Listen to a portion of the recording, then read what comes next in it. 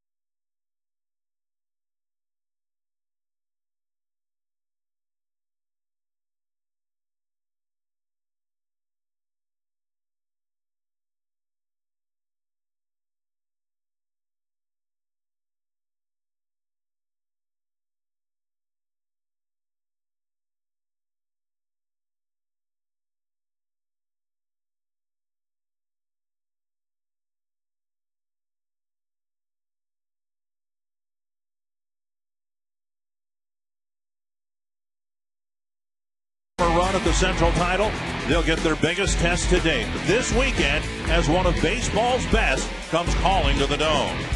Minnesota's flying high after a series sweep of their biggest rival. Can they keep it rolling tonight? Find out next on Fox Sports North. One of the descriptions used about this season for the Minnesota Twins, and it's not necessarily a positive one, a flat season. There haven't been any long winning streaks or long losing streaks, and now the Twins have a chance tonight with their second 4-game winning streak to turn that into their first 5-game winning streak. Yeah, 2 months to go for the Minnesota Twins. This is when you want to start playing really good baseball. They have done that over the last 4 ball games. Hopefully they can continue that here against the Angels. And isn't this game funny? They've played very good baseball, have won 4 in a row, and last weekend in Los Angeles or in Southern California, they look like they might never win another baseball game. Now the Twins playing good baseball, and they'll have to play very well against this Angels ball club. Here's the Menards batting order with Sean Figgins leading off. Myceris Sturris hitting second. Bobby Abreu third. Juan Rivera didn't play last weekend. He's in there this weekend. Kendry Morales, Mike Napoli, Eric Ibar with a fantastic month of July. Gary Matthews Jr. and Reggie Willits. And let's take a look at the scouting report on tonight's starter. Right-handed pitcher Nick Blackburn making his 21st start of the year, his 3rd against the Angels. Now, he's happier than anybody to be back here at the Metrodome. Over his last 2 starts, both of them on the road, one in Oakland, one in L.A. or Anaheim. He allowed 13 runs over his last 2 starts, and he was pretty upset at himself in his last start in Anaheim that he did not get that sinker down, and that's his key pitch. Keep that ball down in the strike zone, get a lot of ground ball outs. And the Northland Ford defense for the Twins. A regular alignment of Span, Gomez, and Kadair. Punto in at short, but we expect to see the newest Twin there tomorrow. Lauer behind the plate. The Twins middle infield will get jumbled once more with the addition of Orlando Cabrera to the roster. He is expected to be here in time for tomorrow's game. I feel that's an excellent move for the Minnesota Twins. This guy has been to postseason. He's been in a World Series. He won the World Series with the Boston Red Sox. He knows exactly what it takes to win. Good addition by Billy Smith and the Minnesota Twins to get Cabrera here. Billy Smith was able to pull off that deal. A bunch of others weren't able to be executed. I just was amazed. I mean, this trading deadline thing, to me, usually seems to be baseball's version of cash for clunkers. But there were a lot of big moves made this year. There were a lot of big moves, 10 of them that I counted today alone. And a lot of clubs improved themselves that are in the division race title. Here's Sean Figgins to start things against Nick Blackburn.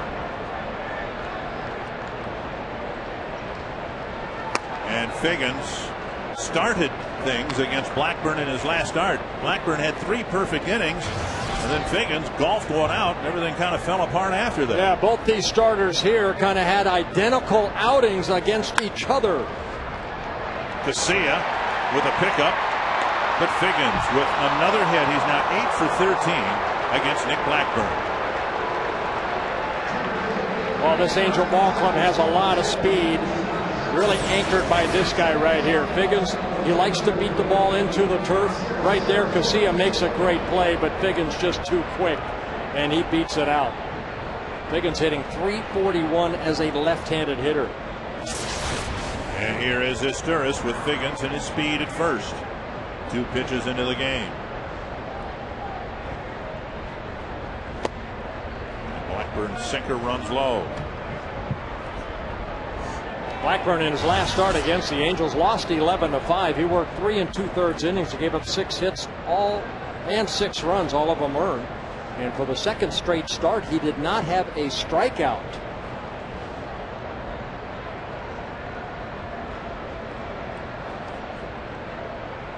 Figgins goes, and the pitch slapped to left. It's down for a hit. Figgins will round second. On his way to third, Span fires the ball to the middle infield. So the ball game starts with a pair of singles. Oh, this is a good hitting ball club. They're hitting .286 as a ball club, 10 points higher than any team in the American League. A high fastball right here. Again, Blackburn needs to get that ball down in the zone. And Sturris just there slapping the ball the other way. With Figgins taken off, he moves to third. And the right play by Span right there, getting it back in the infield, keeping the double play in order. The Angels putting together a rather impressive run of at-bats against Blackburn. Again, the 3 perfect innings. And he got 2 outs on 1 ground ball. So 9 of the last 10 batters that Blackburn has faced have reached base. Here's Abreu. He'd gladly take a ground ball double play here off the bat of Abreu.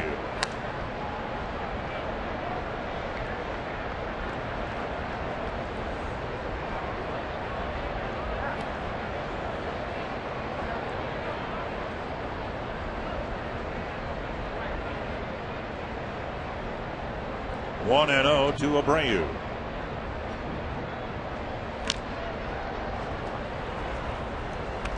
Well, the Angels having a great month of July, 18-7 so far. We showed you in the open. They've scored almost 7 runs per game.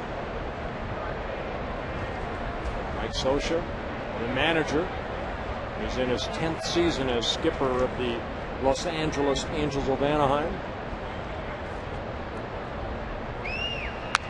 Fouled back now.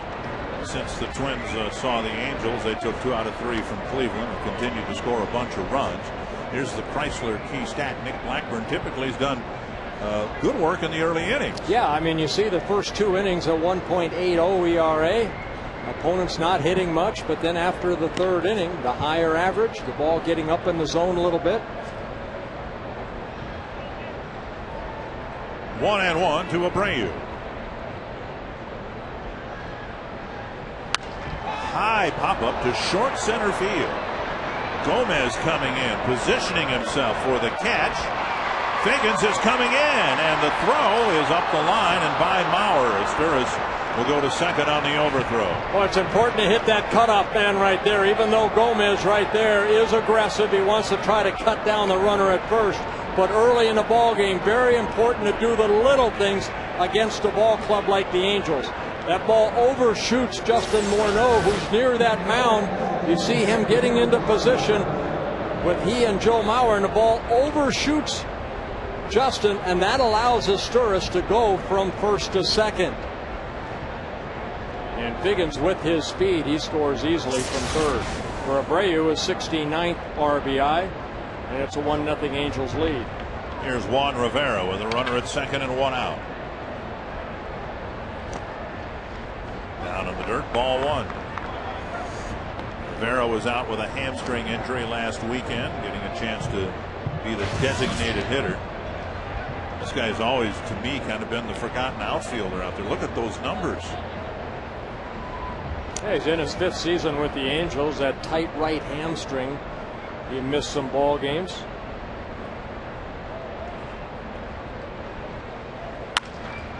That skips into center field, and the overthrow will cost the Twins a run here. So 3 early hits and a couple of early runs. It's 2-0. Again, you see what that effect made right there. Rivera hitting the ball up the middle rather than runners at first and third. Now it's a 2-0 lead with Rivera picking up his 57th RBI. Rivera taking that ball right back up the middle. And Blackburn jumping to get out of the way of that base hit. Now Kendry Morales will hit. One of the ironic twists of all this here in the first inning, as things were unraveling for Blackburn in the 4th inning in Anaheim last Saturday. Bottom line is the Twins got thumped pretty good. Ron Gardenhire called a team meeting, and one of the things he was pointing out, and this was with Menards Span out in the outfield, one of the critical plays that he didn't want to see anymore was an overthrow of a cutoff man. And now here in Blackburn's first inning, the same sin is committed. 1 strike to Morales. Ground ball to second. Out at second, and a double play. So 3 hits and 2 first inning runs against Nick Blackburn.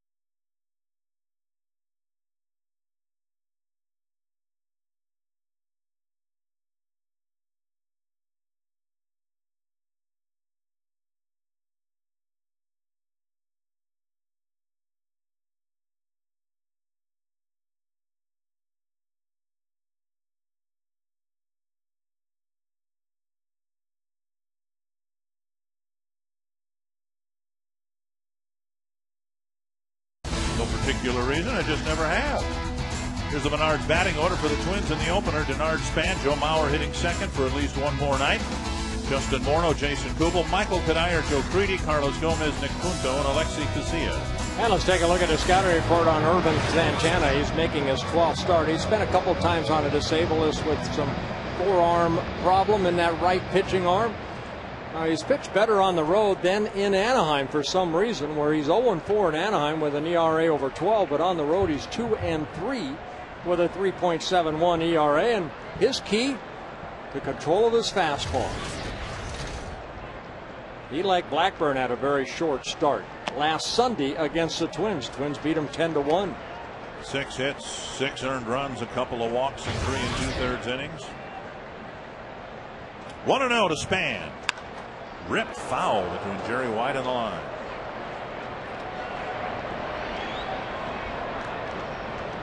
Santana in his last 2 starts has pitched 9 2/3 innings and given up 11 earned runs. Had a great one against Oakland 3 starts ago.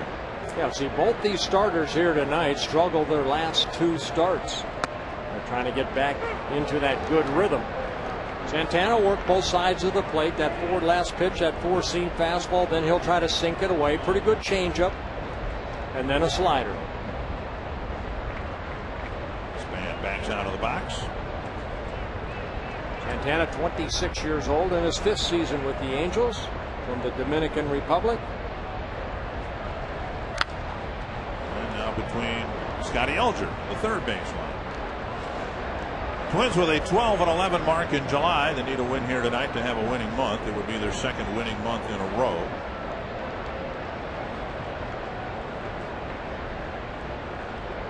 Santana staked to an early lead, and Span drops one behind third. And that's foul, and no play for either Willits or Figgins.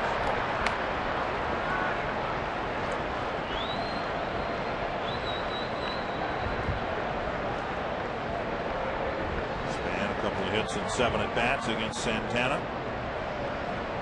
Santana making his 7th career start against the Twins. He's 1-0 here at the Metrodome. 2-2 in his career against the Twins with a 4.7 ERA.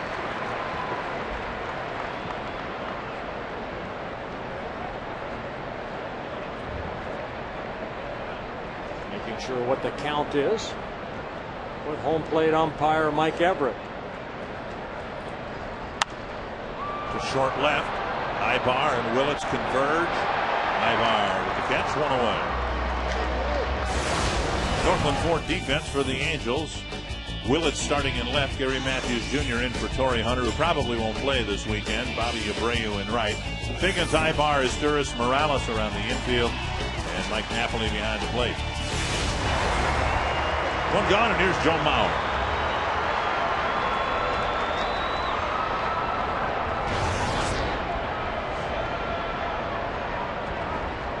Mauer, very good numbers against Santana. 8 hits and 15 at-bats.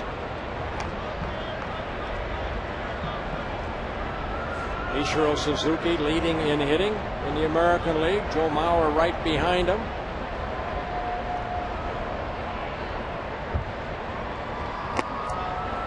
Down on the dirt, 1-1. Mauer, a great series out in Southern California against the Angels.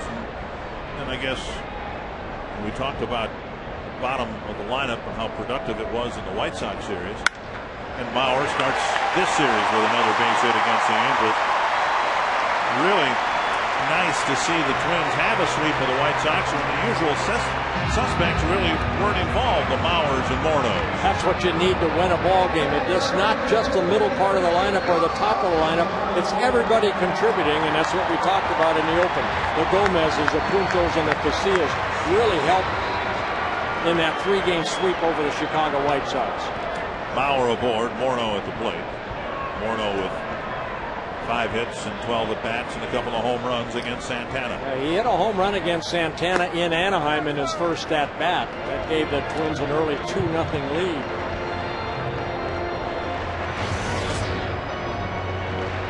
Justin tied with Mark Teixeira in home runs with 26. Still leads the American League with 83 runs batted in. Fouled away. It's 1-1.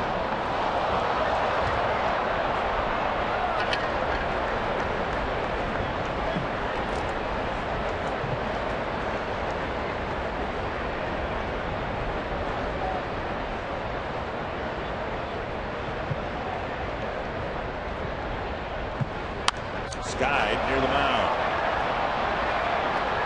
Morales coming in. And out number 2. And that'll bring up Jason Kubel.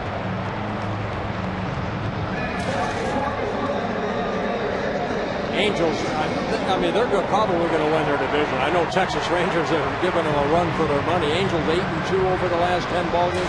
Texas staying right with them, only 3 games behind the Rangers, but they really need this guy over the last couple of months to step up. Irvin Santana, 16-game winner last year for the Angels. They need him healthy. Kubel takes a strike on the inside corner, and he has had a great season series against the Angels. And he's punished the Angels, hitting .433, 13 for 30. With 7 extra base hits. Twins could use one more here. Outside, 1-1.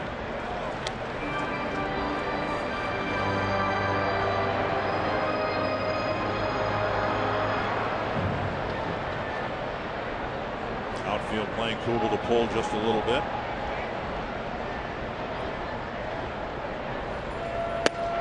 Missing the inside corner, and it's 2-1.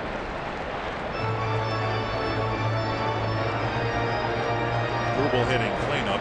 The assumption is when Orlando Cabrera arrives, he'll take over the second spot in the batting order, and everybody, Bauer, Morneau, Kubel, Kadire, will move down a spot. Pulled foul, 2-2.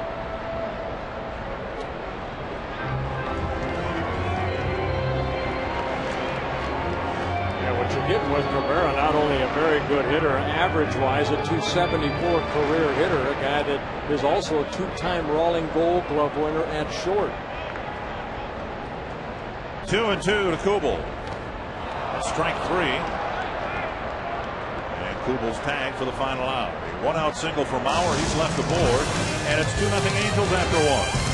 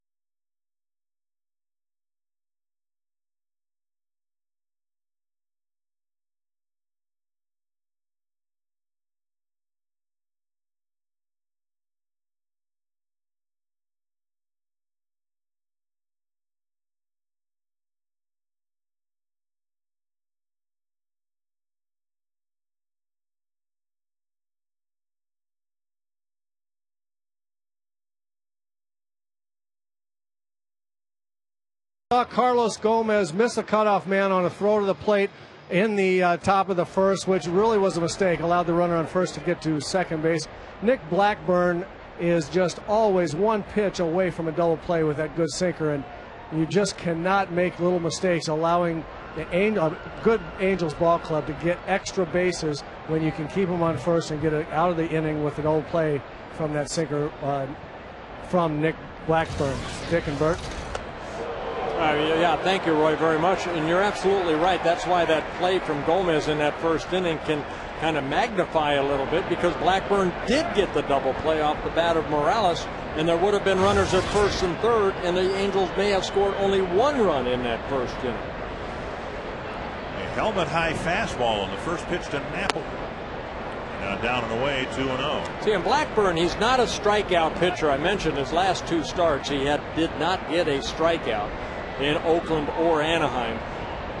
Getting ahead is very important for a pitcher like Nick Blackburn, and this Napoli is his 6th batter he's faced, and he's only able to get strike 1 on 1 of the first 6 batters.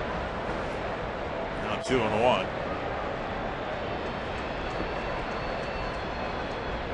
Usually when Blackburn's on, it's strike 1. Okay, then I'll work the ball in and out. And now 3-1.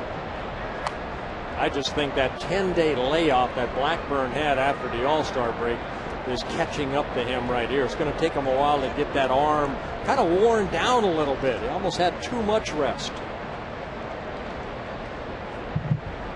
There's a good pitch. In Blackburn's case, I think the Twins gave him a little extra time, not because he was arm weary, but because he's had a history of leg issues that they were trying to let rest up a little bit over the All-Star break. 3-2. And a breaking ball foul to the screen.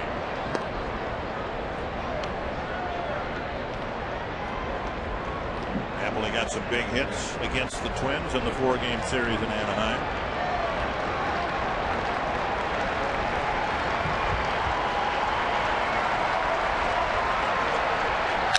Snap bat and a little flare. That'll drop for a hit. So Napoli gets jammed on a 3-2 pitch and still gets a base hit. The 4th Angel single already against Nick Blackburn.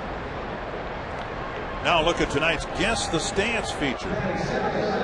Who is this upcoming Major League player? You can text who you think the batting stance guy is imitating to short code 234. And we'll have the answer for you in tonight's Quest Twins Live postgame show. Stick around after the game. Eric Ibar, the hitter.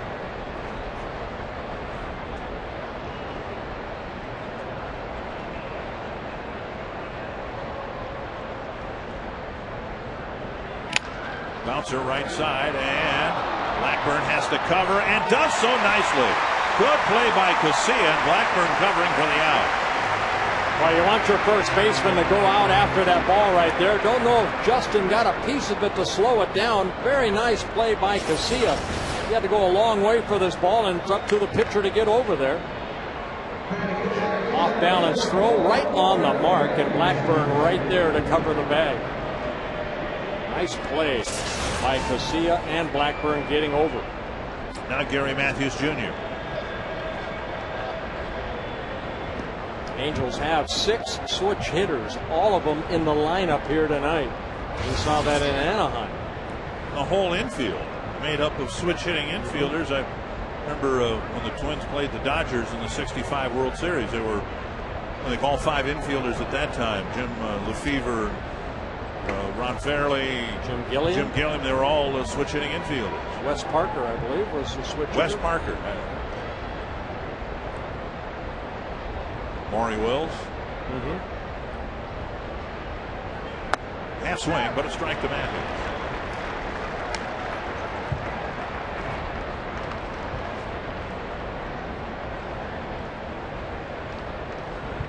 Matthews again playing center field in the absence of Torrey Hunter, who has, I don't know, is it an abductor or an adductor? It's one of the muscles high up in your leg, and it's been strained, and the Angels quite justifiably being cautious with it, not wanting to bring him back and have him re-injure it here on the rug. Yeah, talking to Torrey in Anaheim, he was hoping to play this series, but Mike Scioscia and the staff, I mean the medical staff, wanting to make sure he's 100% before he gets back out on the playing field.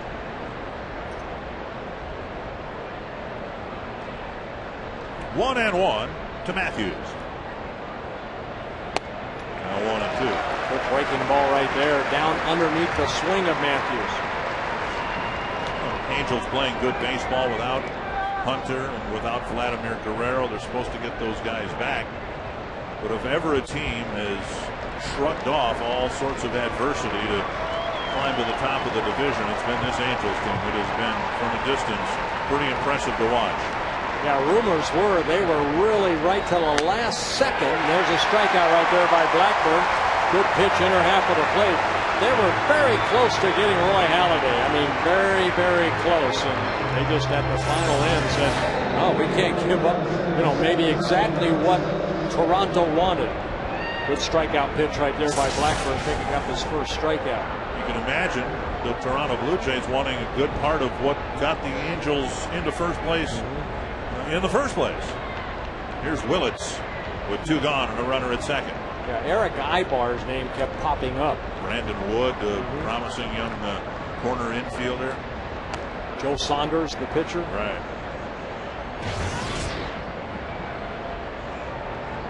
Wouldn't you know, all the trades that were made, Roy Halladay, everybody thought was going to go somewhere, is still in Toronto. 1-0. And that called a strike in the inside corner. Yeah, it was all the talk that actually initiated with the Toronto general manager J.P.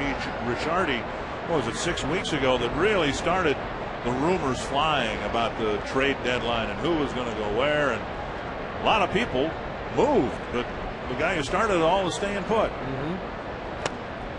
And again the inside corner, and it's 1-2. Well, you find out early as you can what will that home plate umpire give you, and Mike Everett behind there. Ball coming back over the inner half. He's sitting right over the right shoulder of Joe Mauer. Looks like he's given a couple inches inside. Will he give a couple inches away? A little bit high, and it's 2-2. Willits getting an opportunity to get some playing time because of Torrey Hunter and Vladimir Guerrero on a disabled list. For Willits, a 27-year-old, this is his 3rd stint this season with the Angels, up and down between Salt Lake City, their AAA affiliate, and Anaheim. Pulled foul.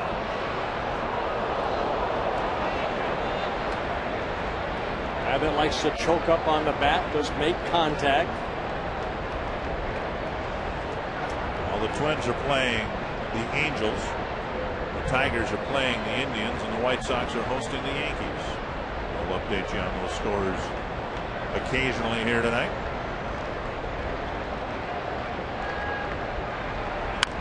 Another tapper, foul. I know that the White Sox got Jake Peavy, Dick, but he's not going to be able to pitch. At least the reports are he won't be able to pitch until the end of August. I thought Tom Verducci, who of course writes for Sports Illustrated, wrote the article on Joe Mauer. He's on the MLB Network, and he said something I thought was a very good point. Where are the White Sox going to get the 4 or 5 starts they were going to get from Clayton Richard now? Swing and a miss, and Blackburn pitches around the leadoff single and strands Napoli at second base.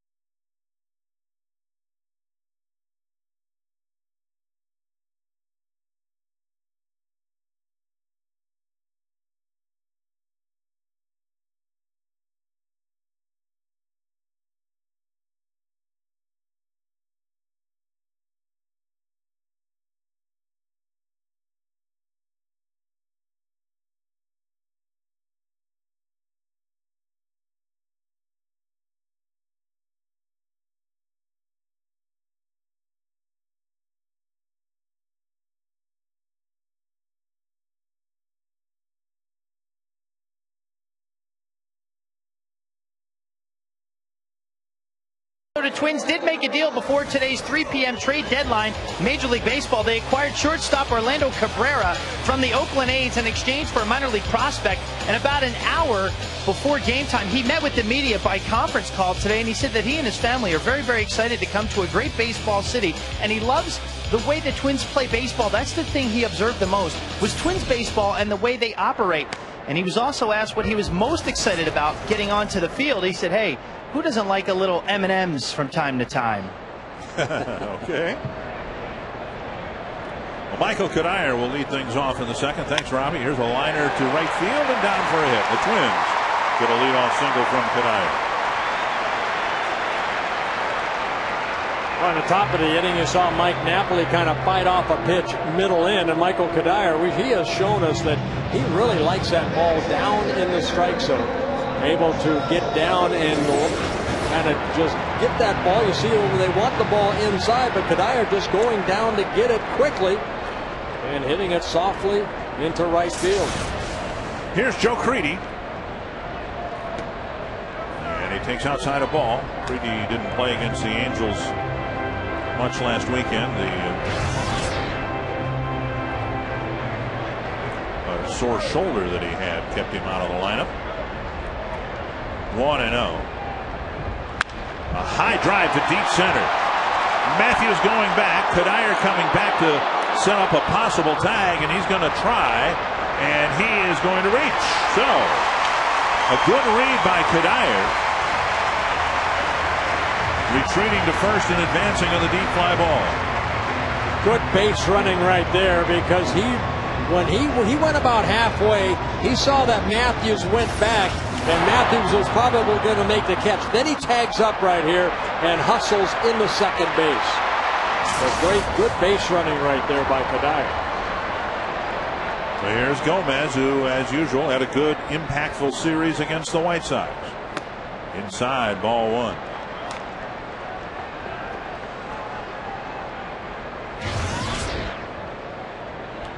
Twins have won 4 straight. Gomez has started 4 straight. Inside, farther inside, 2-0. Santana given an early lead. He pitched around a 1-out single by Mauer. Now Twins trying to get at least one back here in the second after the leadoff single from Kadire. Out in front of the off-speed pitch, 2-1. Boy, if you can do that as a pitcher, that's what you want to do. That's pitching right there. Fastball situation, take a little off, get that breaking ball over. And a foul, 2-2. On another breaking ball. Hey, you were traded a number of times, once from the Twins, I think, in early June, and then back to the Twins on August 1st, but I'm sure your name was mentioned from time to time at the trading deadline. It can almost be kind of a relief for a player, can it? If you haven't been traded? That the deadline's over with? Yes. Gomez takes a fastball over the inside corner, 2 down. Yeah, a couple breaking balls away, then a fastball in. And Santana picks up his second strikeout. Fans, don't forget, tomorrow's another DQ Sensational Saturday. You can buy a ticket in the home run porch, and you get a buy one, get one free coupon for a DQ Blizzard flavor treat. Twins and Angels tomorrow night, 6 o'clock. Tickets available at twinsbaseball.com or call 800-33-TWINS.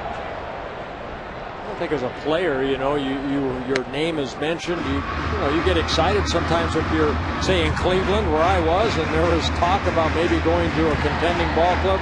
You get excited, and if it doesn't happen, you realize that you're still there. You can't let it affect you between the lines. It's only in the dugout and in a newspaper that you have to hear about your name being mentioned. But on the field, your job is to hopefully, as a pitcher, get the hitter out. And as a hitter, take every at bat like it might be your last. Twins consistently through the 4-game winning streak have gotten big hits from the bottom of the lineup, many of them with 2 outs, and that's what the Twins are hoping to get from Nick Punto here in the second inning. Punto 5 for 11 against Santana, so he's had some success. Takes a breaking pitch down and in. I think that's one of the reasons Ron Gardenhire called the meeting after the loss last Saturday. He sensed that players were a bit distracted with the trading deadline coming up, and instead of worrying about what they didn't have, what they might have, just go play with what you've got. Well, there was rumors in the paper. Of course, Joe Mauer and Joe Nathan and Justin Morneau kind of came out and said, hey, we want the Twins to do something. I think Billy Smith did a great job at getting Orlando Cabrera. Ibar out, and he makes a catch, and the Twins leave a runner at second. It's 2-0 Angels after 2.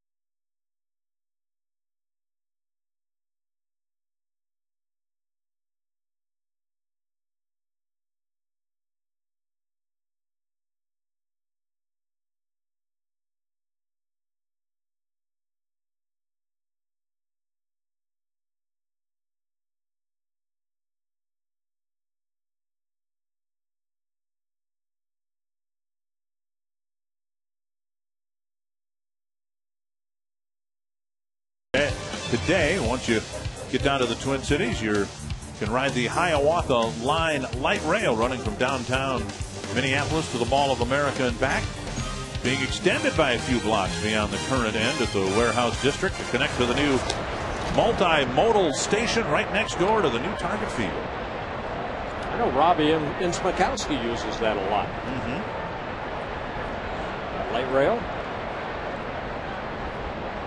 Figgins lifts it foul. I'm going to ride the North Star rail next year. By the time the new ballpark is extended, the North Star is going to run out by Elk River. I intend on riding the train into the ball games sometimes next year.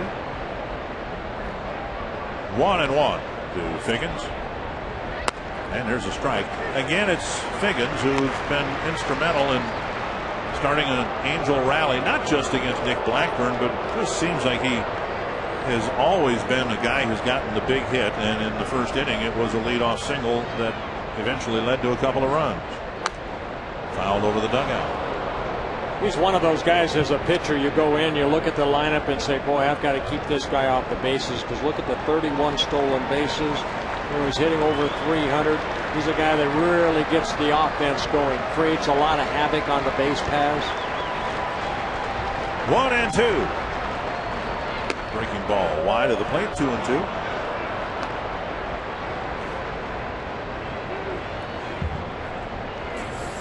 Figgins, a late addition to the All-Star team this year. His first appearance at the All-Star game, his 8th season with the Angels.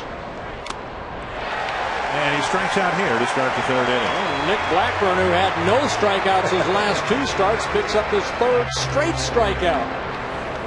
Good fastball, inner half of the plate, just over the swing right here of Figgins. See Mauer wanting it inside. Good pitch. One gone is Sturris at the plate. You can ask us a question online at carsoup.com/baseball. Jessica Rogers from St. Paul wondering which trade deadline move do we think will have the biggest impact? You go first. I think, you know, in our division, you have to look at Jarrett Washburn going to Detroit. I thought that was a pretty good move for the Tigers. Lazy fly ball to center. Gomez lopes in, makes the catch. The one that I think beyond this year will have the greatest impact potentially is the one in the middle there. Victor Martinez going into the Red Sox. And the reason I say that is, and I don't know what the Red Sox plans are with Martinez, maybe they'll convert him to a first baseman. But in acquiring Martinez, a catcher, I would think that would take them out of any potential Joe Mauer sweepstakes down the road. You know, it's been rumored that the Red Sox would need a catcher to replace Jason Varitek. The Yankees would need a catcher to replace Jorge Posada. But now, presumably, the Red Sox have a fairly young catcher in Victor Martinez. As it relates to this year's pennant race, I would think the acquisition of Washburn, too, would be the biggest one. Now they've got a veteran left-hander to put between Justin Verlander and Edwin Jackson. 2 strikes to Abreu.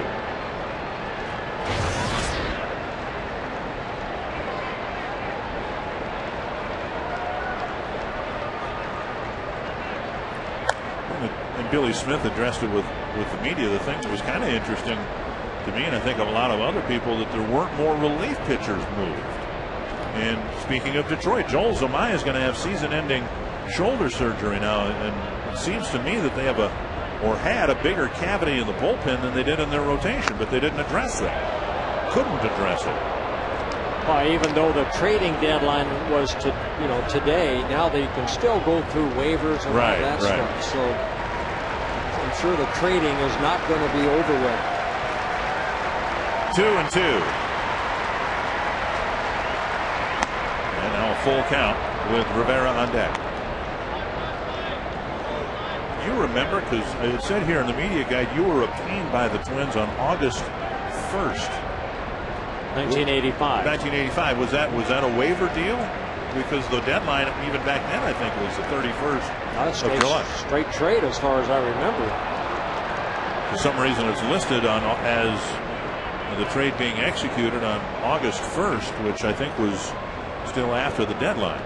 2-out single for Abreu, and that'll get Rivera to the plate. Well, Abreu, we showed you, he's having a great month of April, just taking that ball the other way. Good piece of hitting. Rivera drove in a run with a single. It was the second run that scored because of the overthrown cutoff man earlier in the inning. Morales followed with a double play grounder. I remember in 1985, Peter Bavesi was the general manager of the Indians, and he came up to me and he told me, like toward the end of July, I was going to come out here to Anaheim. I was going to play for the Angels. Really? Yep. Don Baylor's name was mentioned to go to Cleveland, but that did not work out, and then I got traded back here to Minnesota. Twins gave up Jay Bell, Kurt Wardle, Jim Weaver, and Rich Yett.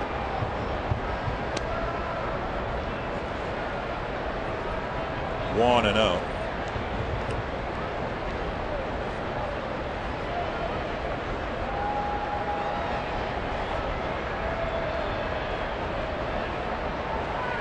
Off the end of the bat.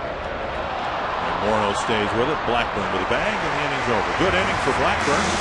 A clean third. It's still 2-0.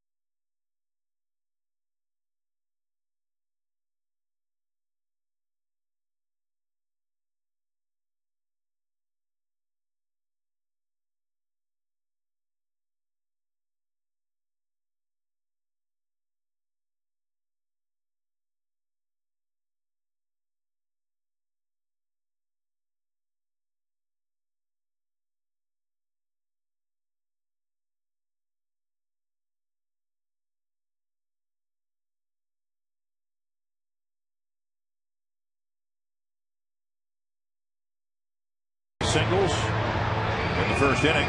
Twins have gotten a couple singles back so far, have yet to get a run. It'll be the number 9 hitter Alexi Casilla leading off the third, followed by Span and Mauer.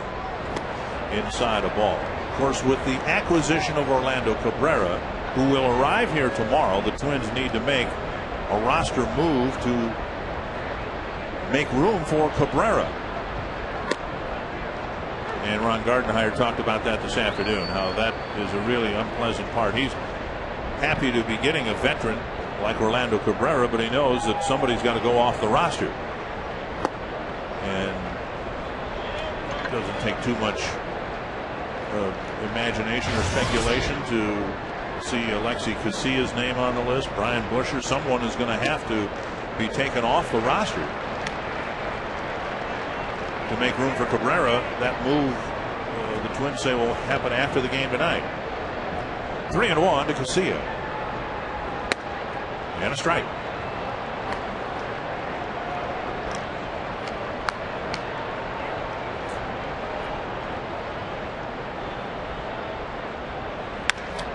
That's foul. And let's say for the moment that it would be Casilla taken off the roster. The irony there would be he's finally playing like the Twins saw him play in the last few months of the season last year. And you wonder with the addition of Orlando Cabrera if it might make this guy a little bit better. You know, I mean, the communication and everything that Orlando Cabrera could bring.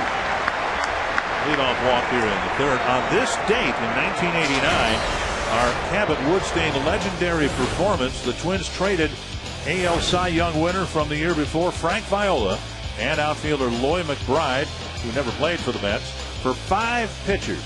Rick Aguilera, David West, Kevin Tapani, 3 cornerstones of the '91 World Championship team, and also Jack Savage and Tim Drummond, who played and pitched in the major leagues.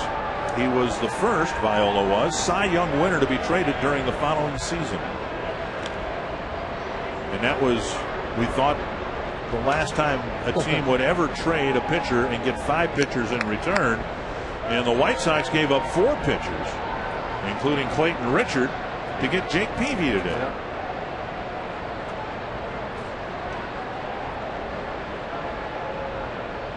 Casilla leans towards second and stays put. Span takes a strike, 0-1. Yeah, that Cleveland Indian Club, of course, last year trading the year before Cy Young Award winner CC Sabathia, this year, last year Cy Young Award winner Cliff Lee. That's almost a shell of a ball club right now. We're going losing Martinez and Garco and Francisco. Cliff Lee. We're going there after this homestand, and the Indians tonight opening up a series with the Tigers inside 1-1, and it is going to very much be true at Progressive Field. You can't tell the players without a scorecard. Cleveland leading right now, and White Sox are trailing the Yankees.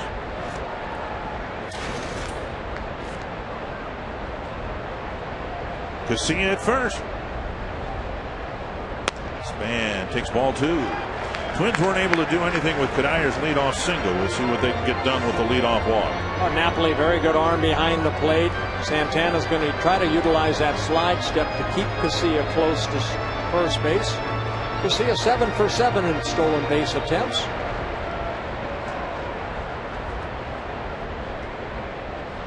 If walking the leadoff hitter is a cardinal sin in baseball, walking the leadoff hitter who's hitting 171 and hitting 9th in the lineup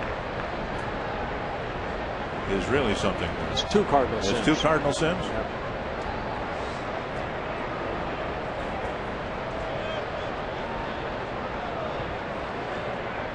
Casilla goes, and Span lines it to center, down for a hit. So a base hit for Span with Casilla taking off. And the Twins have runners at first and second with nobody out.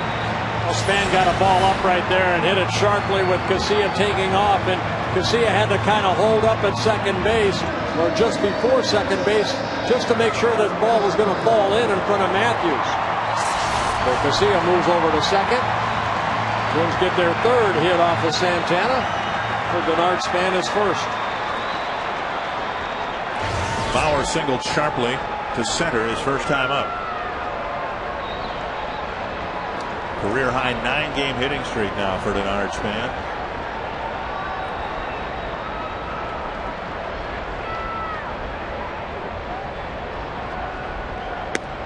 Outside, ball one. One thing I've noticed, and again we only see Santana once, maybe twice a year, but it's probably true for every pitcher. When things are going well, his tempo is so much faster than what we've seen here. With men on base, the game really seems to drag. Called strike 1-1. Well, he takes a little extra time in that stretch position than he does in the regular windup. But that's one thing that Mike Butcher, the pitching coach for the Angels, has tried to get Santana to do, is speed up a little bit.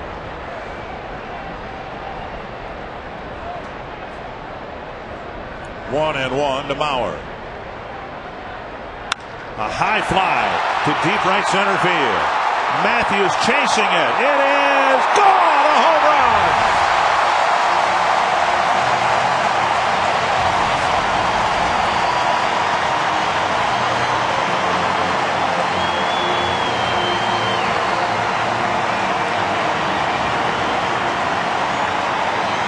Home run number 18 on the year for Joe Mauer.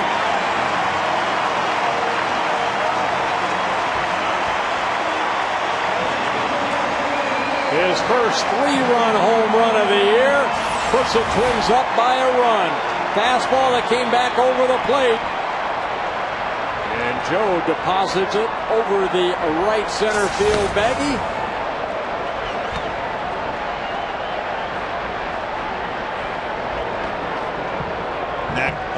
Nick Blackburn off the bench to congratulate Mauer. Now he's got a lead. And Morneau flips this one foul, 2 quick strikes.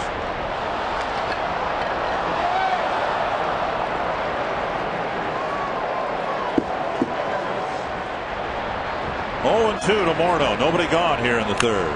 Ripped to the first baseman. Morales snaring the line drive. 1 away. Morales making sure that the laces didn't pop on that line drive.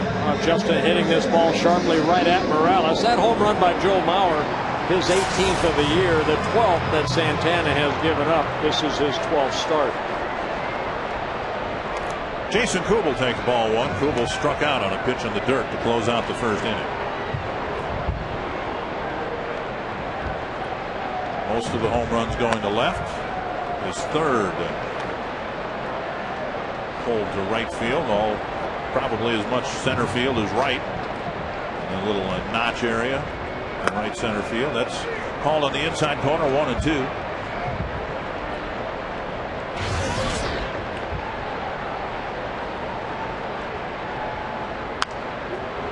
And Kubel flips that one foul.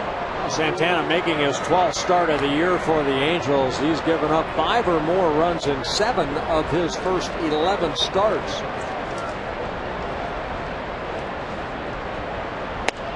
Came into this ballgame very high ERA with a 7.29 ERA in 11 starts. 3 wins, 6 losses. Now in the dirt, Kubel didn't swing at that one. It's full count. You see a lot of starts on his line.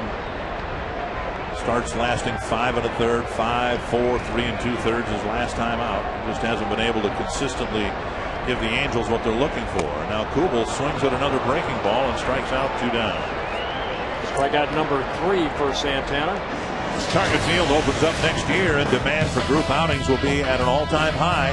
Groups who purchase a suite or a group of 25 or more during the 2009 season will establish their priority for booking groups next year. All 2009 groups of 25 or more receive big discounts on game tickets and concessions. You can call 800-33-TWINS or visit twinsbaseball.com/groups for information.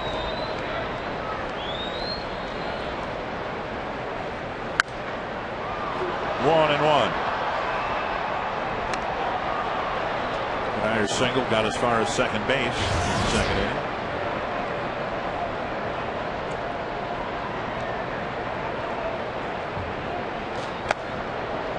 2-1.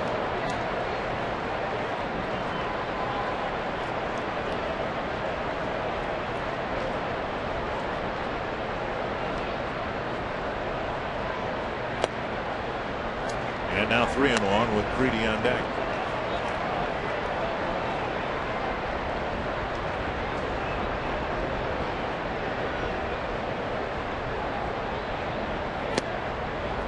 Strike. Well, we've seen Kadire pull the ball, but the outfield playing him to hit the ball the other way. The infield playing him to kind of pull the ball. Go high and tight, and they get a swinging strikeout. The Twins start the inning with a walk, single, and home run. Mauer's 18th of the year, giving the Twins a 1-run lead.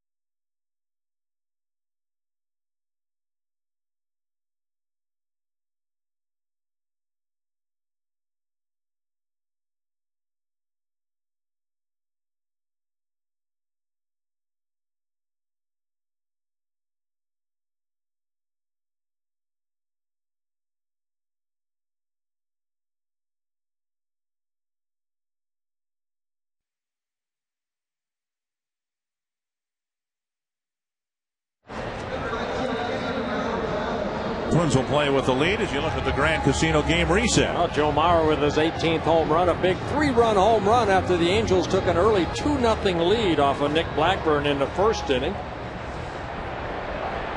And Blackburn, having that lead right now, needs to get strike one. Only strike one on 3 of 13 batters he's faced. And there's ball one. And remembering, of course, that Blackburn in his last start against the Angels last Saturday had 3 perfect innings. And then it all blew up in his face in the fourth. On the left field line, a long run for Span. A foul ball catch, one away. It's going to dodge game break from Robbie Innsmikowski. Dick, and for that game break, we take you to a place we're all headed on Monday, and that is Progressive Field in Cleveland, where the Detroit Tigers currently trail the Cleveland Indians. 3-2 is the score right now, thanks to a Shin-Soo Choo RBI double in the bottom of the 4th inning. Now they're in the top of the 5th with 2 outs, and the Cleveland Indians lead the Tigers 3-2, same as we have here. Let's hope it stays that way. Shin-Soo Choo, I've heard of him. Won't be many when we get there who we will have heard of. But you know what? That might be a good thing for Cleveland, because they're going to be hungry. They're going to want to, beat everybody they can. And there's a lot of young kids coming over that want to make a name for themselves. There'll be some players in limbo there, like Travis Hafner and Grady Sizemore, who are suddenly going to be seasoned veterans with an inexperienced young group. When ripped down the line, and a fair ball, Napoli rips one into the corner. And he's got a 1-out double. Ball fair by inches. So Napoli, whose first pitch from Blackburn tonight came in right under his chin, now has a single and a double. Well, a breaking ball that stayed up right there. Do you see the quick bat of Napoli? Just whipping that bat through the strike zone. Right down that left field line. Some hook on it, but it stays fair for Napoli. His 16th double of the year. And the 6th hit for the Angels. First extra base hit. Here's Ibar, had a hit taken away from him. A nice play by Alexi Casilla, throwing to the pitcher covering. Down and away, ball 1. Now the Angels have been getting great middle infield production from Isturis and Ibar. I don't want to compare what they have gone through with what the Twins have gone through in the middle infield. Chopper headed up the middle. Casilla with the catch. Out number 2, and on the play Napoli goes to third. They're getting great middle infield production, just not from the people they thought. Howie Kendrick now is a utility player for them, or a backup player, and he was going to be their starting second baseman. He's swinging a bat pretty good right now, too. Can't even crack the lineup. Here's our Aflac trivia question. Who was the last Angel to lead the American League in triples? Tim Salmon. I didn't know Tim had that kind of speed. It was Gary Matthews Jr. Matthews struck out his first time up. Pop up left side. Creedy back. Punto over. Inning over. Napoli stranded at third. The Twins still lead by a run.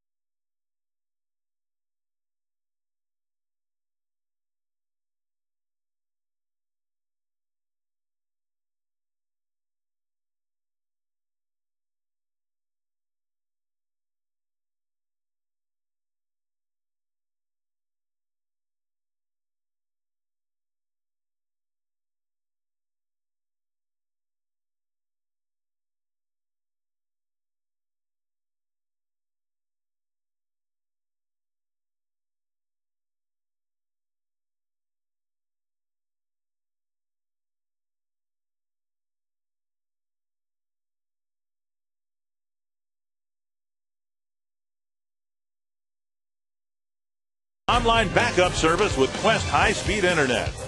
By Grand Casino Mille Lacs and Grand Casino Hinckley. Expect grand. And by Chrysler. From power and efficiency to innovation and style, it's the way our vehicles come together that sets us apart. Chrysler.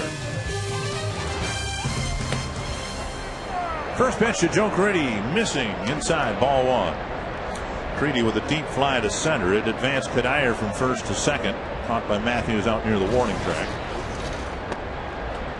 2-0.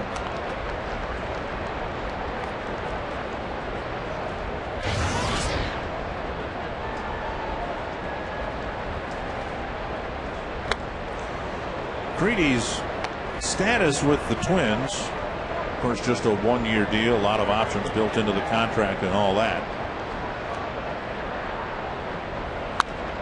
Pop up left side. It might be that Creedy's replacement is in the Twins system, and it was a name, Danny Valencia, that was brought up in a lot of the trade reports. A lot of teams around baseball wanted Danny Valencia, and the Twins were reluctant to give him up because he might be the Twins' third baseman as soon as next year. Yeah, Valencia started at Double-A this year, had some good numbers there. Now in Rochester and Triple-A, putting up some very good numbers.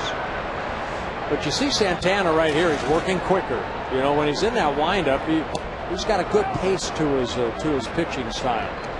But it seems like you know, when he starts getting runners on, then he slows down a little bit. Struck out Gomez in the second inning. Swing and a foul, 1-1.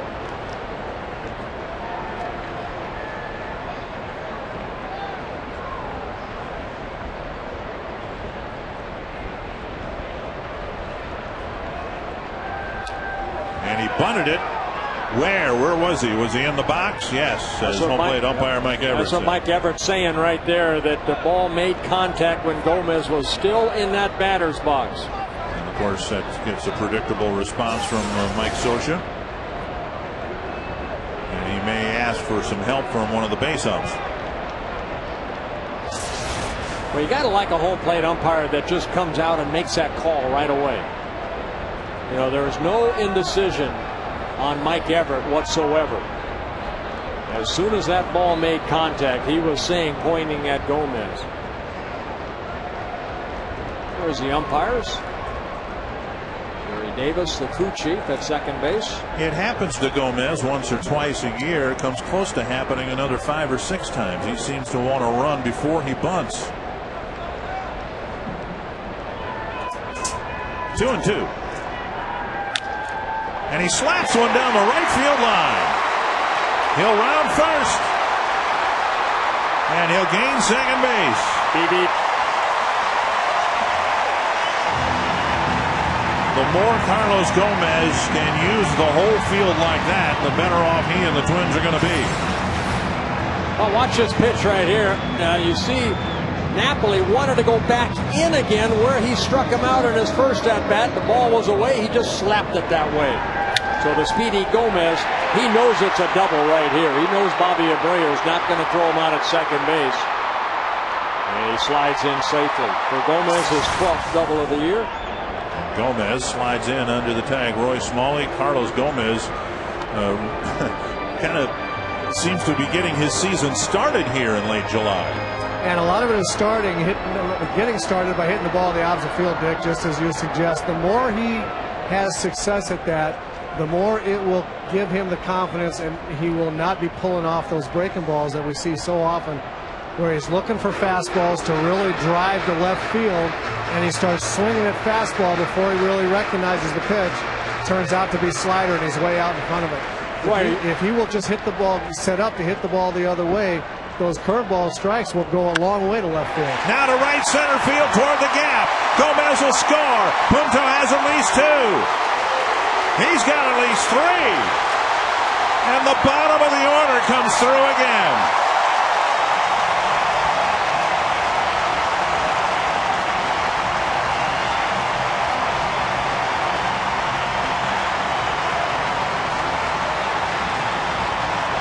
Well, we showed you in the open at the bottom of the order the success for the 4-game winning streak for the Twins, and it continues here tonight. Nick Punto with his first triple of the year, driving in his 24th run as he slides in safely, and Carlos Gomez scores and makes it a 4-2 Twins lead. And now with Punto able to scamper to third, the Angels have to bring the infield in for Casilla.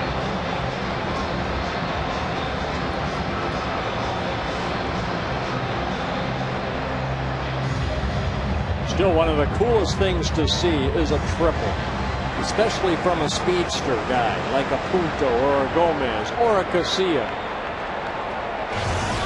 See what Casilla can do here through a drawn-in infield. I never liked to watch Kent Herbeck hit a triple. It just looked like it hurt him. That guy reminded me the other day in '84, Herbie hitting an inside the park home run. Herbeck did? Yes, against the Kansas City Royals. I remember it vividly. But a couple outfielders collide or something?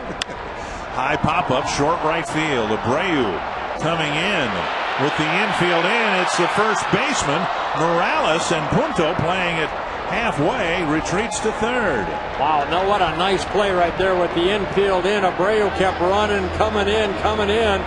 And somehow Morales went back and stuck his glove just over the glove of Abreu.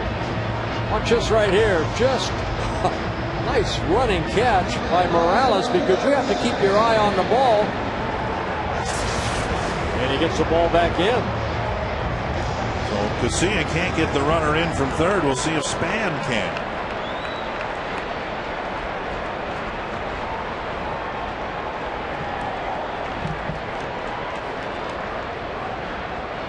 Span with a nice block by Napoli, and he takes ball 1.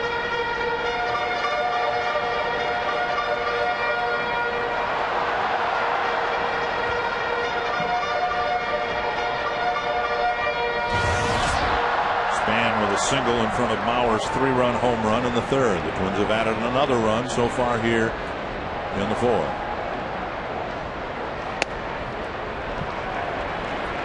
Two and oh.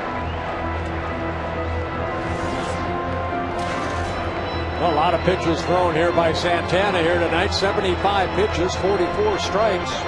1 walk, 4 strikeouts so far in the ball game, and that big 1 walk hurt him last inning. And taps it into the Angel dugout. Flag trivia question involving triples. Two names jump out: Gary Pettis and Darren Erstad. You want to take a shot? Go with Devon White. Okay, all right. Mickey Rivers, Mick the Quick. Erstad has 6 letters in his last name. Rivers with 6 letters in his last name. For that matter, Pettis has 6 letters in his last name. So we kind of got it right. 2-2 to Span.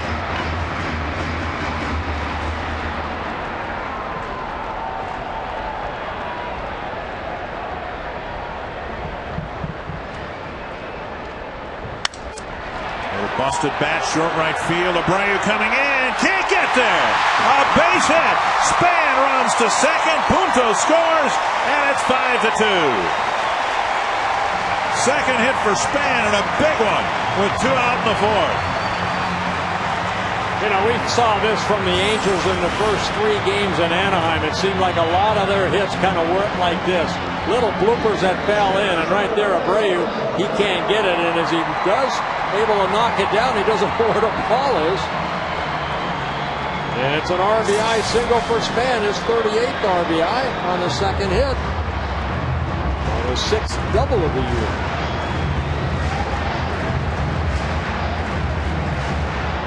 Mauer with a single and a home run. He'll have no chance to get a hit here. How about this? Wow. Mauer intentionally walked to bring Morneau to the plate.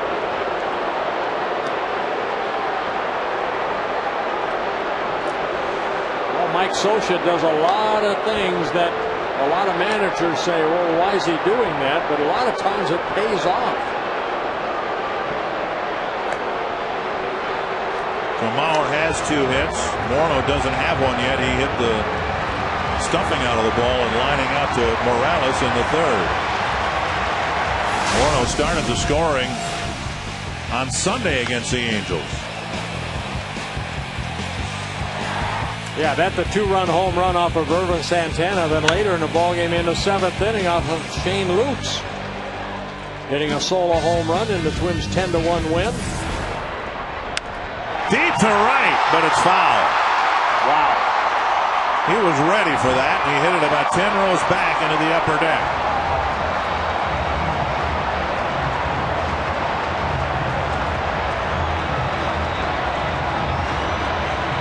The long strike.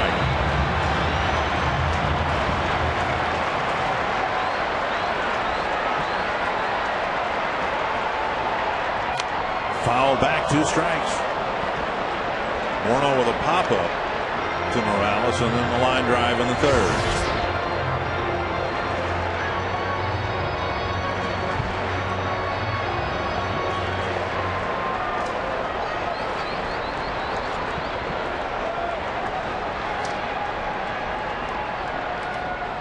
Block again by Napoli.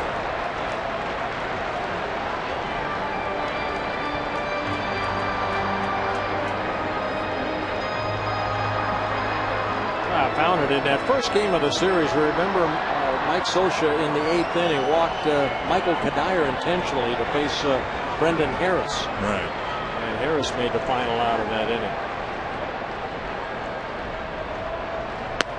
Just off the plate. 2-2.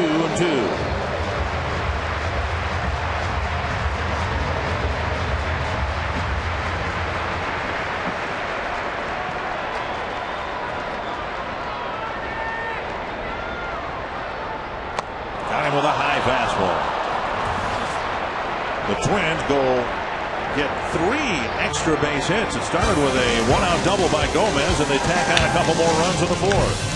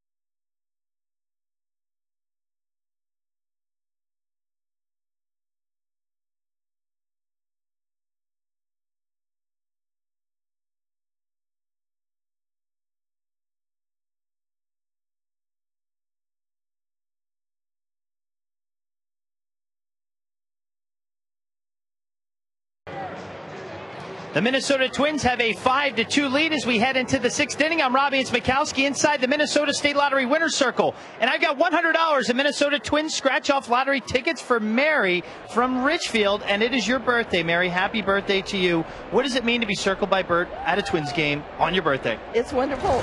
It's wonderful? Yeah, it's good that they're winning tonight. And it's great that they're winning. It's because of you, right? I think so. Well, Mary, from Bert and Dick and myself and the rest of us, happy birthday to you. And we hope you continue to bring the Twins luck. Okay, thank you. Say, Bert, back to you. Thanks for circling me. Oh, thanks a lot. No, say, Bert, back to you. Thanks for circling me. Bert, back to you. Thanks for circling me. Happy birthday, Mary. And Mary, don't ever again let Robbie put words in your mouth. 1-1. Blackburn to Willits to start the 5th. And a foul down by the Twins bullpen. And speaking of birthdays, Dan Bottom from Tulane, South Dakota. Happy 54th birthday to you. How do you spell Tulane? I believe it's T-U-L-A-R-N. Oh, Tulare? Tulare? Could it be? Tulare, South Dakota. Willits strikes out. I got to find Tulare. Willits strikes out for the 2nd time against Blackburn. Well, Blackburn picking up his 4th strikeout, going back inside again. Almost the same pitch that struck him out in the 2nd inning. Tulare just a little bit south of Redfield.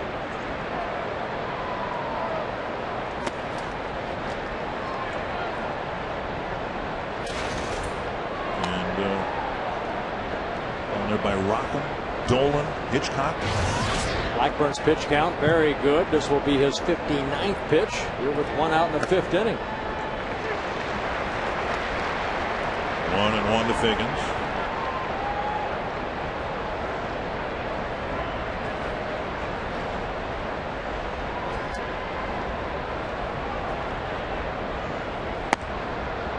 Just off the plate, 2-1.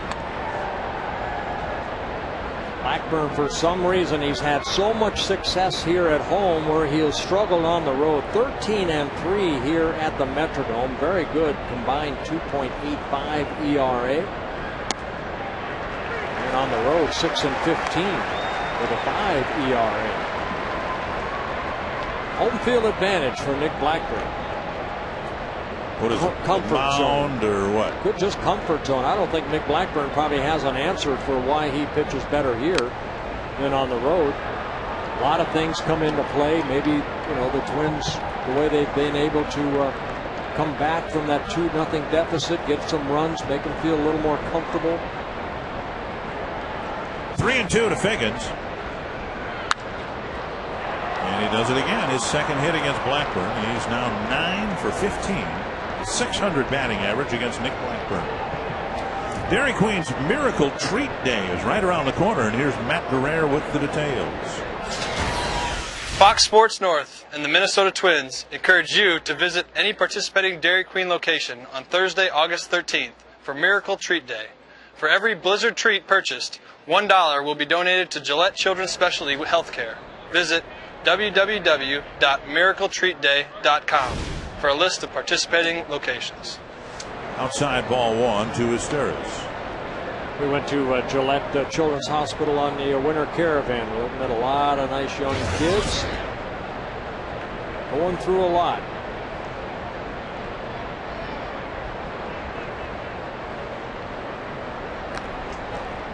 Red Sox have taken a, well, now the Yankees have just tied it 5-5 in the 4th inning. DJ Carrasco making the start for the White Sox tonight.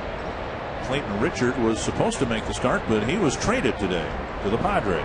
You see Blackburn right there again, 5-0 here at the Dome, 3-5 on the road. And Figgins looked like he was leaning towards second base. Carl Crawford leading the American League at stolen bases with 48. Figgins 4th in the American League with 31. One behind B.J. Upton with the Rays. 1-0 to Esteras.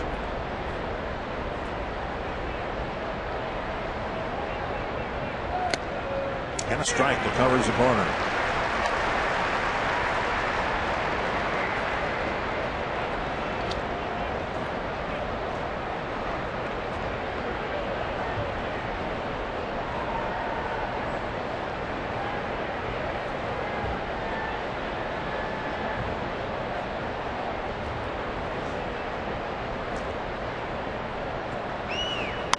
Little pop-up. Creedy by his dugout with the catch on number 2. Good pitch by Blackburn right there, working inside. Remember, in his first at-bat, Asturis got a fastball away, and a little hit and run maybe put on by Mike Scioscia. He hit that base hit down that left field corner. Here's Abreu, a sacrifice fly in the first, and then a 2-out single in the third.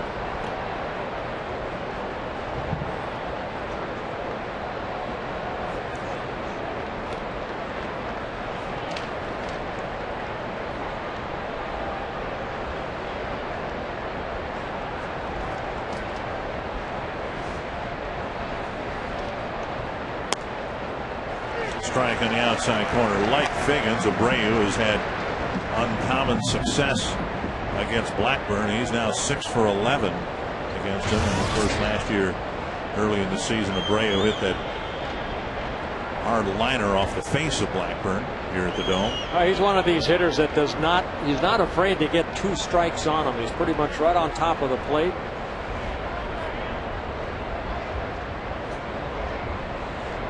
We said last weekend in Anaheim, this guy might represent the best free agent signing of the entire winter. Very professional hitter, great on base guy, still an adequate defender. Very quick. You see where he is in the batter's box. Outside, 1-1. Very good eye at the plate. Abreu, 35 years old, from Venezuela. His first season with the Angels, his 14th major league season. 2-time National League All-Star when he was with the Phillies. Won the Rawlings Gold Glove with the Phillies in 2005. Career 300 hitter.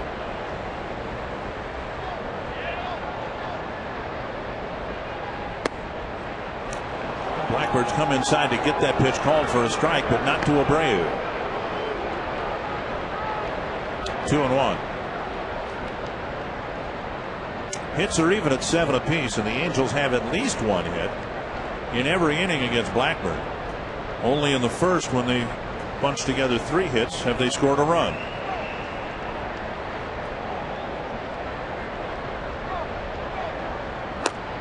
And now 3-1 with Juan Rivera on deck. Blackburn making his 21st start of the year, his 54th career start. He has 19 wins at the major league level. Looking for his first career win against the Angels. 0-3 in 4 starts against the Angels. 3-1 to Abreu. Bouncer to short. Good pitch. Punto flips to Morneau to end the inning. Another base hit for the Angels. Another man left aboard. It's still 5-2.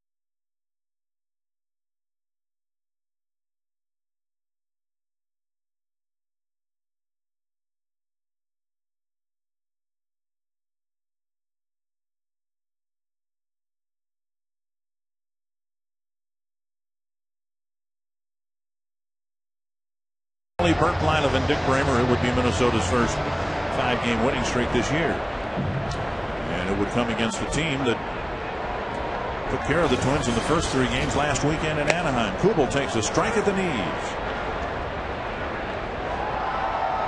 Kubel, Kadire, and Creedy, the 4, 5, and 6 hitters for the Twins.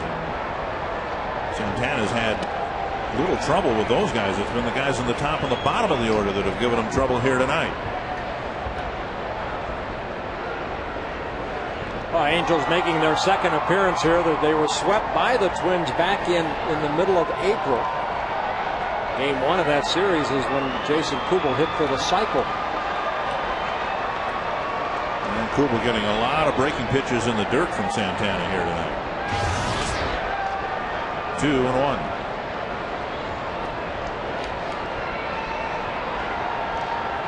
Angels with a great July. The Twins with an okay July. A winning record right now. They need a win tonight to make it a winning month. Tap foul. 2-2. There's a former catcher rubbing up the ball.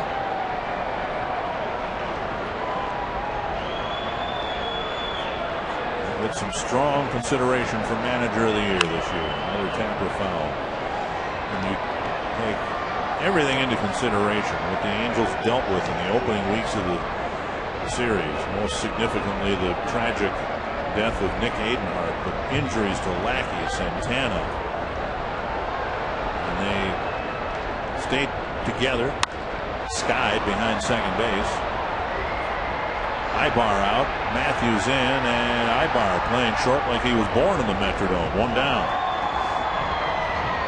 Well, Santana with 5 strikeouts in a ball game, a couple of walks. It has not been a ground ball out yet. No. Everything has been hit in the air.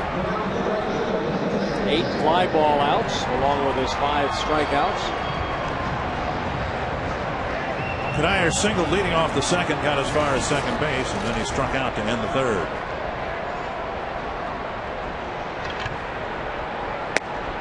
Strike on the inside corner.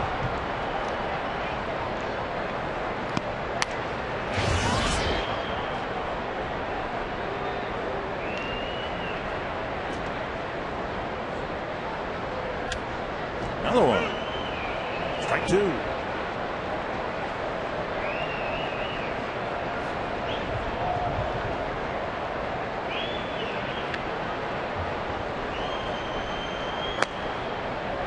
Missing inside. 1 and 2.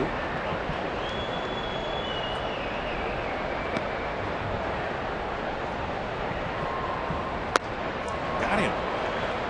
Santana having very little difficulty with the middle of the Twins lineup. 2 down. Well, strikeout number 6 in the ball game for Santana. Sunday is the Twins' annual salute to the first responders of Twins territory. First Responders Day, presented by Memorial Blood Centers, features a pregame ceremony and $1 tickets for all men and women who are in law enforcement, firefighters, EMTs, paramedics, and 911 operators.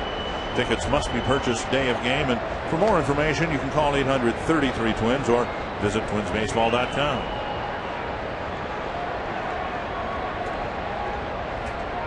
Creedy takes a strike on the inside corner.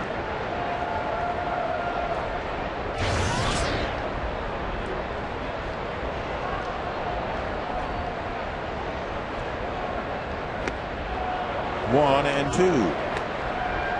Cleveland's added a run. They lead Detroit 4-2. The Twins started the night 2 games behind the Tigers, who picked up Jared Washburn today. Gave up Luke French to get him. 2 and 2.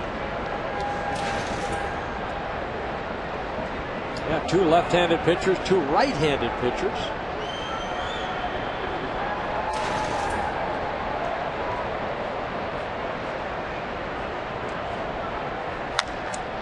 Left center field toward the gap. Matthews, and it lands between Matthews and Willits.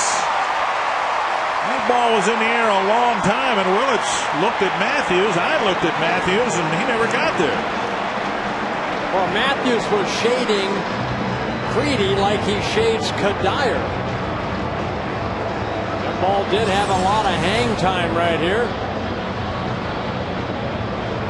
And Creedy Creedy, the way that he reacted right there. That ball's just a fly ball out, but both outfielders just couldn't catch up to it. So Creedy gets a double, his 14th of the year. And now Carlos Gomez. Breaking ball over the inside corner. Santana regularly has worked, I think, more the inside corner to both the right and left-handed batters than the outside corner.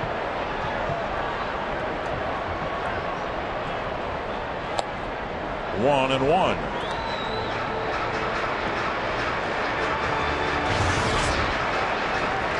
Gomez doubled between Morales and the first base line with one out in the fourth. Twins added a couple of runs that inning. Most pitches Santana has thrown in a ball game yet this season. 105 right now. Figgins across the diamond to get Gomez. Creedy left at second base. On to the sixth. The Twins up by 3.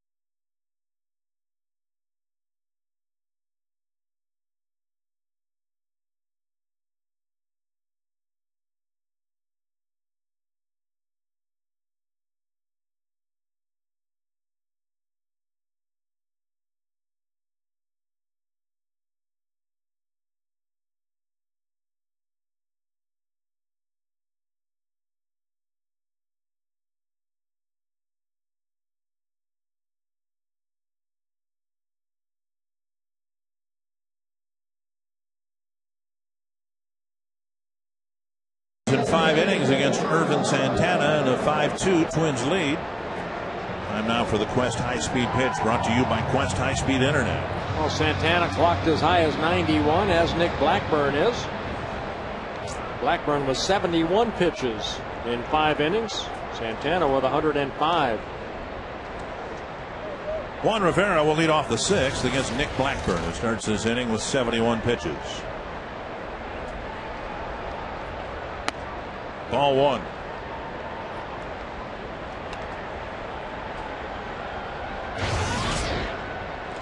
In Blackburn's last start against the Angels, the Twins scored the first couple runs, and then the Angels put together a 9-run inning and 10 hits in the fourth. Tonight, the Angels got a couple of first-inning runs, and now the Twins have scored the next 5. Well, Blackburn's done exactly what he's needed to do, and that put some zeros on the board in the 2nd, 3rd, 4th, and 5th. Now Santana, who hasn't had much difficulty with the Twins' middle of the lineup, and down here in the 6th, Blackburn facing the 4, 5, and 6 hitters. He's given up 3 hits in the 6 at-bats to those 3 hitters so far. And that one slowed down by Punto, but Rivera will reach with a leadoff single. So another hit for the Angels, and the hits again are tied at 8 apiece. Well, you see the ball hit sharply out of the reach of Creedy. Punto really, if he catches that ball right there, really has no chance. That would have been a great play. The ball just scoots away from him. Kendry Morales bounced into an inning-ending double play in the first inning, and then he hit a foul fly to Span on the 4th. On the outside corner.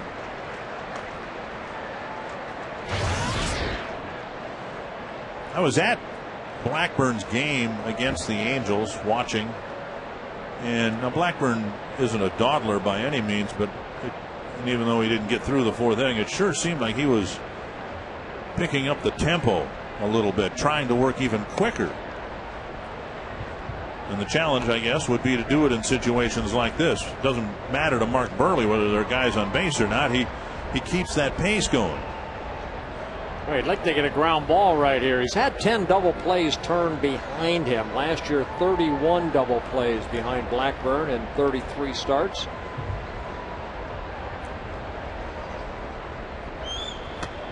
Sails outside, 2-1.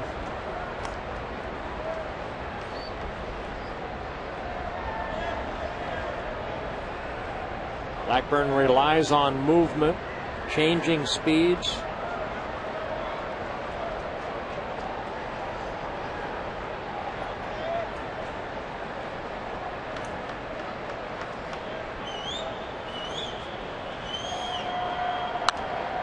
Two and two.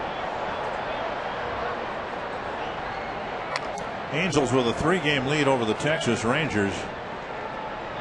And the Texas Rangers may be pulling off one of the greatest sleeper acts in recent Major League history.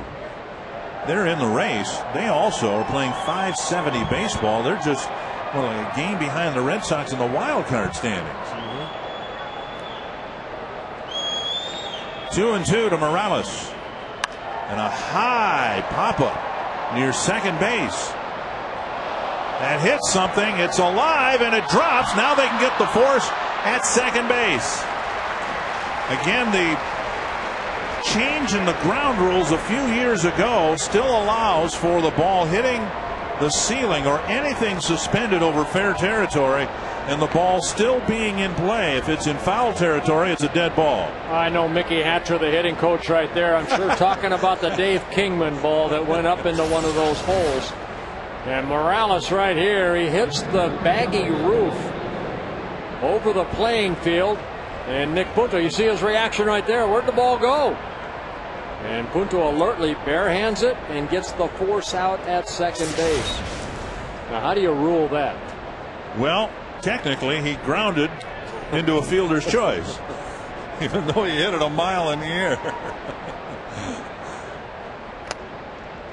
Mickey actually wasn't on the field, I don't think, when Kingman hit the ball. It was Ken Herbeck, but on the Sunday game the next day, Mickey had first base, and so they, little pregame ceremony, dropped the ball through the roof that the ball disappeared in the night before. And rather than Mickey catching the ball, shall we say, the ball caught him. That's why, little leaguers, you wear your cup. And good advice for the adults as well. Napoli with a pair of hits against Blackburn. 1-1.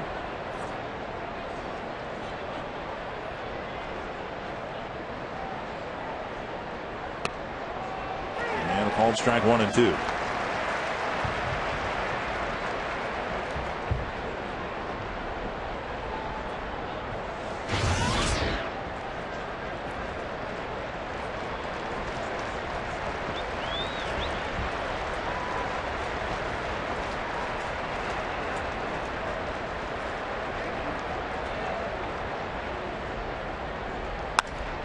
Third hit for Napoli. And it's the first time since the first inning that the Angels have had more than one hit in an inning.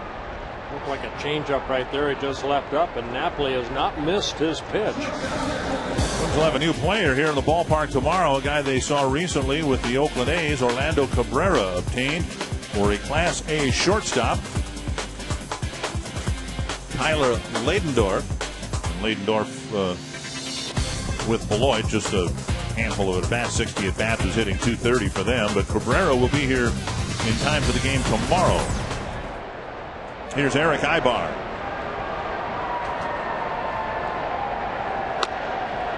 And a breaking ball over for a strike.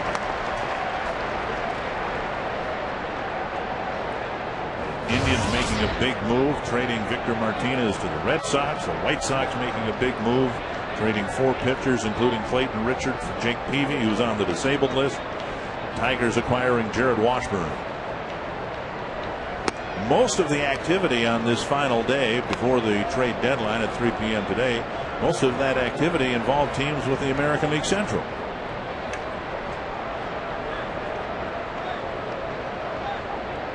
To my knowledge, the Royals were quiet today. Everybody else was busy. 1-1 to Ibar.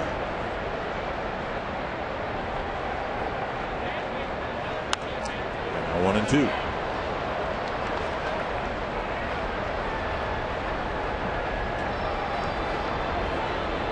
That's incredible to hit that well for so long. So if you're Howie Kendrick and you've been swinging a hot bat, exactly where are you gonna fit Kendrick in? You can see Cabrera having a great July. He'll start August with his new team.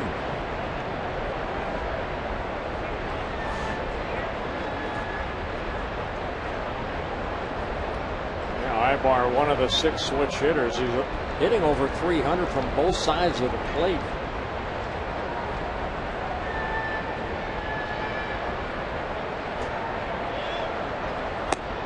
Two and 2. Pitch count starting to mount now for Blackburn. He's up to 88. Would he start this inning with 71? 71.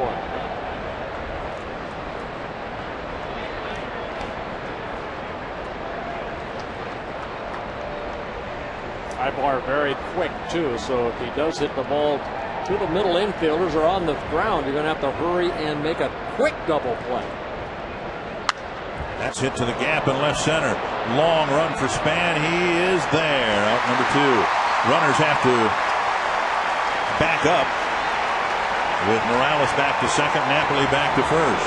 Nice catch right there by Span, getting to that ball quickly.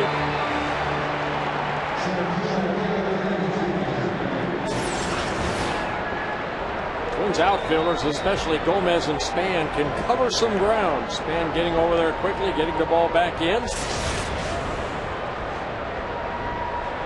Now Gary Matthews Jr.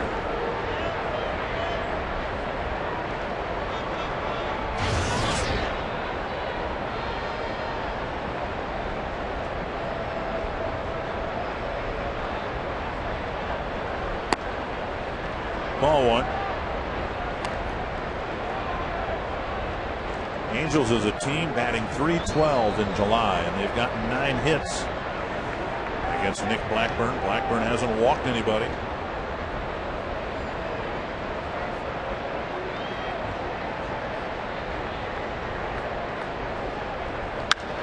To the left field corner, Span will race the other way to end the inning. 2 hits for the Angels and 2 men left on.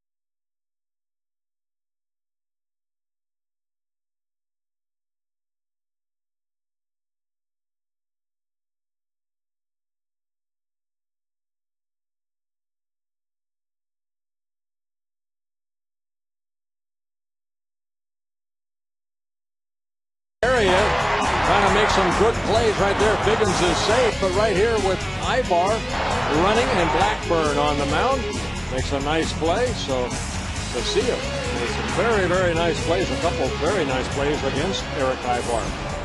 At the Frost Brewed Coors Light Freeze Cam, and Nick Punto will lead off the sixth against Irvin Santana.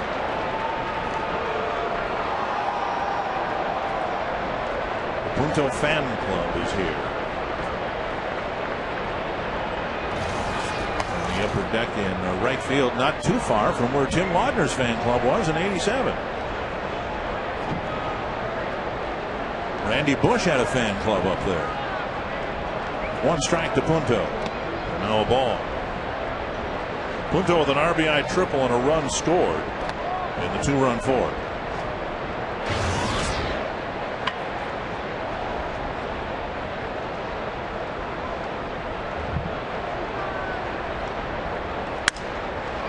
Tapper to second. And it's Turris to Morales, one away.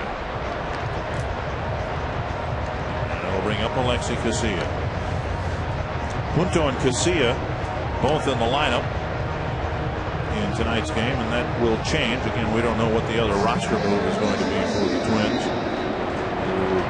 It would involve a demotion of Casilla or Brian Busher or something else. But at the very least, if Casilla survives the cut, his role will change from being pretty much an everyday player since his call-up. If healthy, Orlando Cabrera is going to be playing most of the games at short.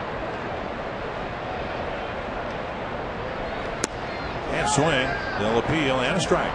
1 and 2. C.B. Buckner, third base umpire.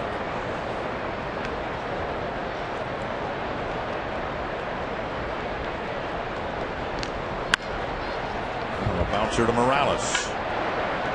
2 down. Well, he wasn't getting any ground balls early, but now his last 3 outs have come on ground balls. His pitch count up to 112, the most he's thrown. So that fastball all of a sudden starting to sink a little bit, getting some ground ball outs. Justin Spires starting to loosen up.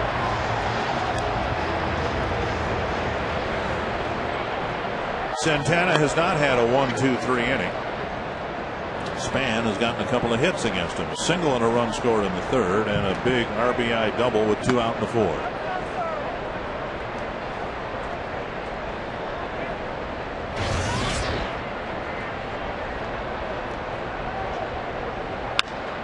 And a 1-hopper. So Santana getting some sink on the ball, and he has gotten 3 quick ground ball outs here in the sixth.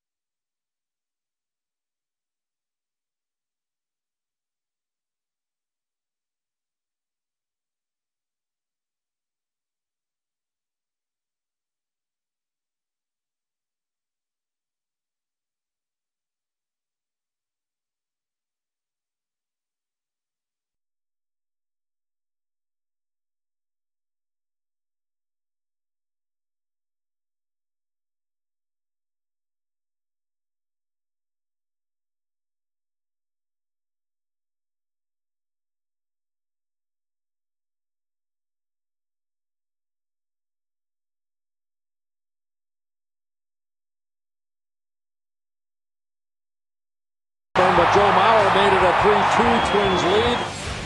with his 18th home run of the year, a 3-run home run in the 3rd inning, and then in the 4th inning, Nick Punto's RBI triple. He later scored on Menards fans' RBI double. And Nick Blackburn, who gave up 3 hits in that 1st inning, but has been able to put zeros on the board since the 1st. And he delivered strike 1 to Reggie Willits. And now strike 2. He has struck out Willits twice already tonight.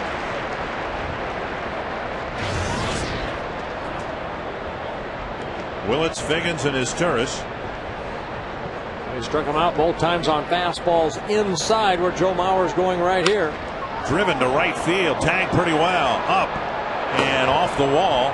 Willits runs well. He'll glide into second with a double. So on an 0-2 pitch, Willits gets an extra base hit leading off the 7th. A good adjustment right there for Reggie Willits, because he remembers, I'm sure, he struck out on that fastball inside and it looked like he was waiting for it. Blackburn tried to go back in, but he left it out over the plate. And Willits quickly getting it off the baggy and right off the Stanley sign. Dyer gets it back in, but Willits, his 2nd double of the year. And now Figgins with the Twins up by 3. And a runner at second, nobody out. Grounder to short. And Figgins retired on 1 pitch. 1 away. And Willits, of course, going to 3rd. 31,767. Every game in this homestand has drawn over 30,000 fans. Izturis at the plate. Twins will play the infield back, leading by 3, except at the corners.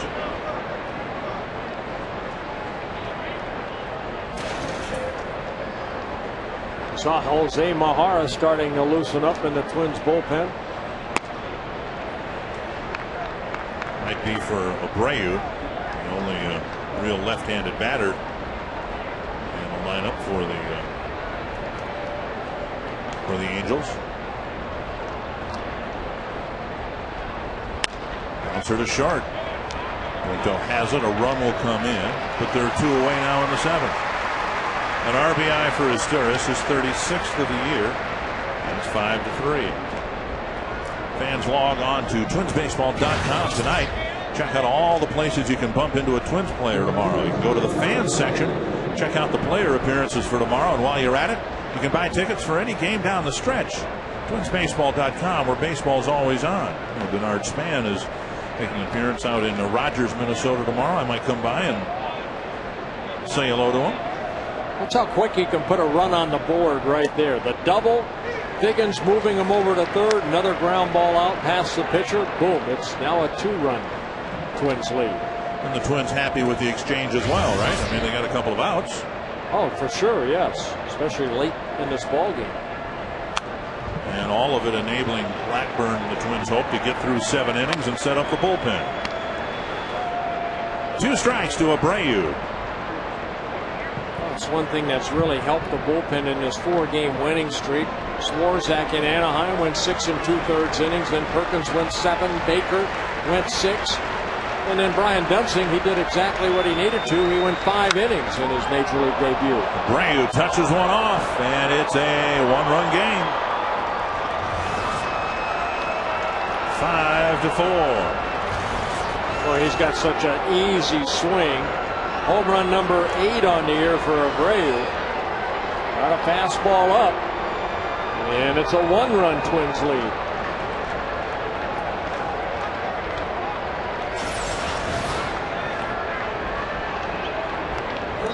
Bell tie right down the middle. And Abreu hits a home run. Mauer out of the mound, and Rivera at the plate. Abreu's driven in 2 tonight. He has 2 hits.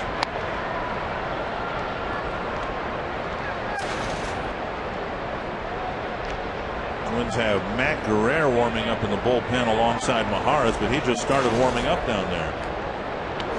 It's one thing that Blackburn has really done a good job of, and that's keeping the ball in the ballpark.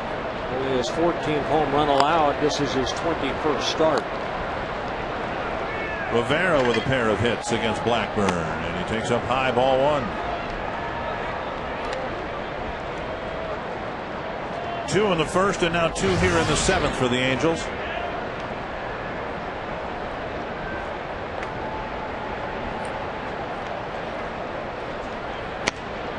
2-0.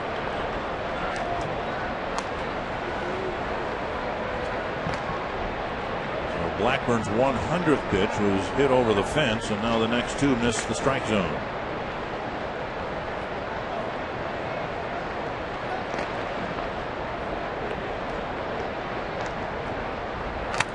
Big swing and a foul that hit Mauer in the mask. Rivera tried to tie it up, and here comes Rick Anderson in the middle of an at-bat to talk to his pitcher. You see Rick Anderson do this very often. Well, he's got something on his mind right here, and he wants to relay it to Nick Blackburn and Joe Mauer. Big swing right there, Rivera. He tried to tie the game up. A piece of Mauer.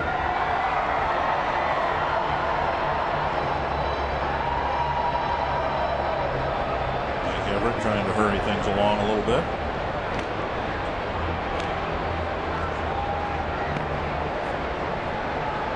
Blackburn trying to finish the seventh with the lead. Angels out hitting the Twins 11-8.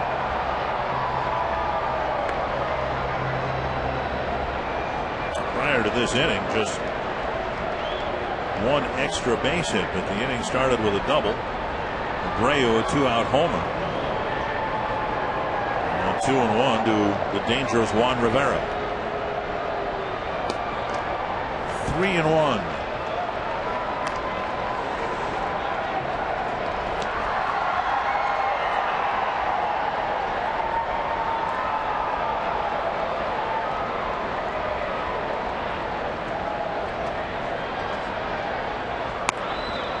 Full count.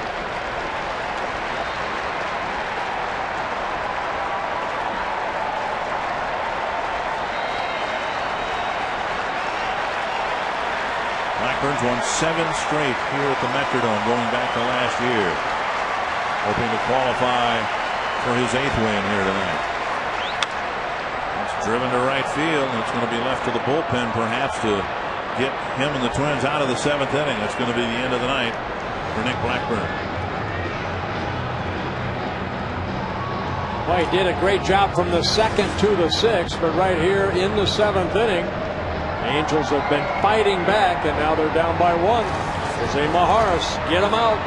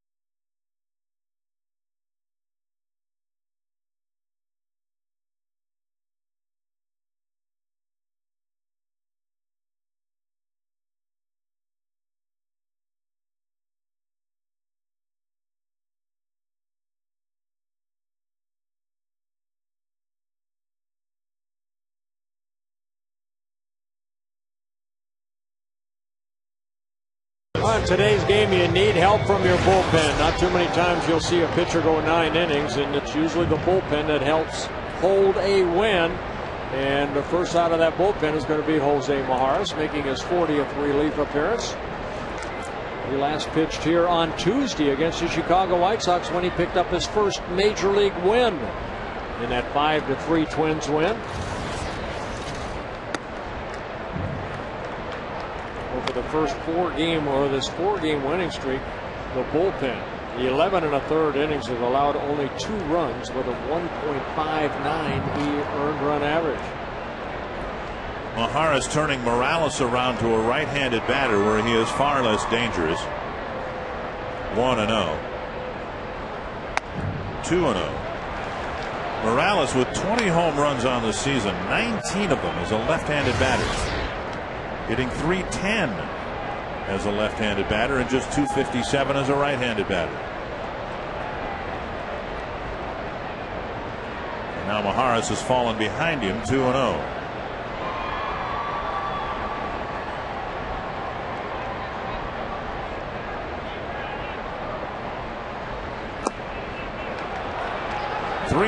With Napoli on deck.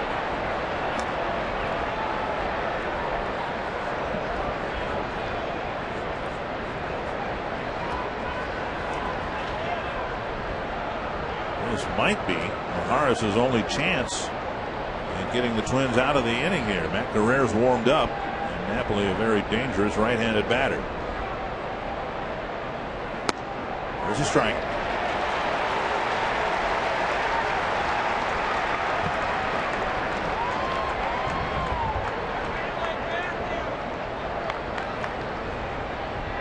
Guerrero ready if needed.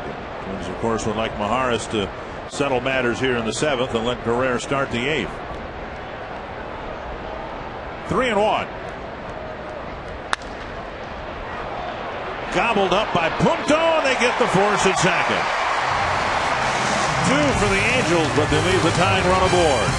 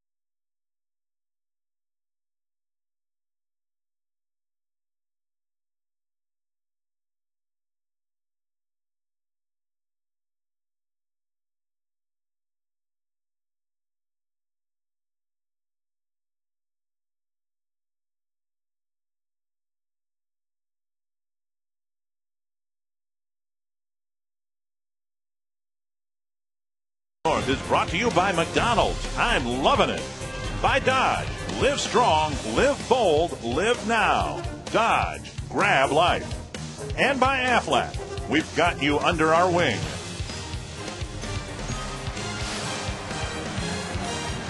Let's take a look at our Mountain Dew fan of the game. You are hereby circled.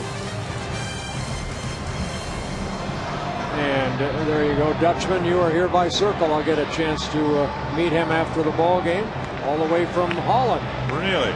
Yep. Well, Joe Mauer will lead off the 7th for the Twins. The Angels have gotten back to within a run, and the Angels have brought in a new pitcher. Justin Spire coming out of a bullpen for the Angels. An area that has really hurt the Angels so far this year. With Scott Shields out for the season, a right-handed reliever, a guy that appeared in about 70 games a year. Other guys have had to step forward.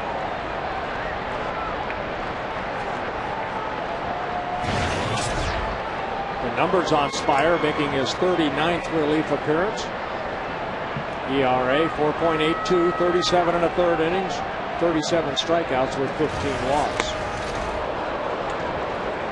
Mauer, at least tonight again, is hitting more in the front of the lineup, and he's had a big impact in this game with the 3-run homer, 2 hits, and a walk. Again, the Angels have done a nice job against the middle of the Twins lineup, as the White Sox did. And yet the Twins have a late lead here, a 1-run lead in the 7th. 1-1 to Mauer. And now 1-2. Spire with a good fastball. He's in his 3rd season with the Angels. Came up with the Cubs back in 1998. Angels are his 7th different organization to pitch for. Hard slider, split finger. Off the leg of the pitcher and into center field. Mauer's 3rd hit tonight. He's reached all 4 times.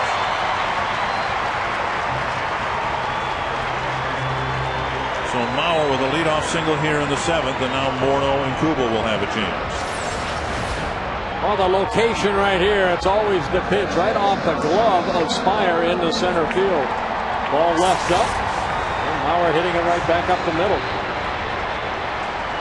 Morneau is 0 for 3. He popped up to the first baseman, lined out to the first baseman, and then after Mauer was intentionally walked in the 4th, Morneau struck out on a high fastball. First pitch of the at-bat, he hit about 800 feet, fouled on the right field line. 1 strike. Right about where that one's going to land. That's incredible. That's almost exactly where the foul ball landed in his last at bat.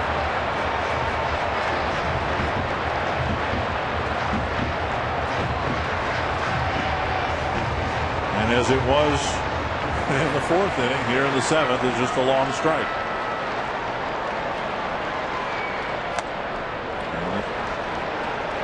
This is the one, the first pitch of the 4th inning, and where it landed.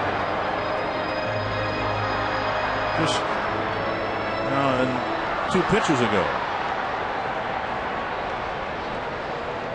Over maybe a few seats. 2-2, and Mauer stuck at first base. That Twins ought to think about moving that foul pole over a little bit. Sure.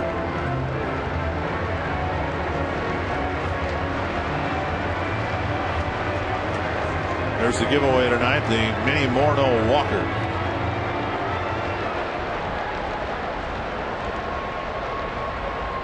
Haven't tried mine out yet.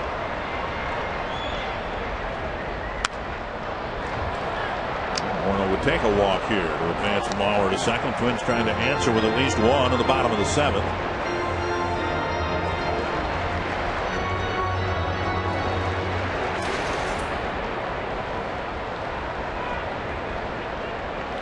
Two and 2. And a chopper foul. Morneau looking down the line could see that it was going to be foul.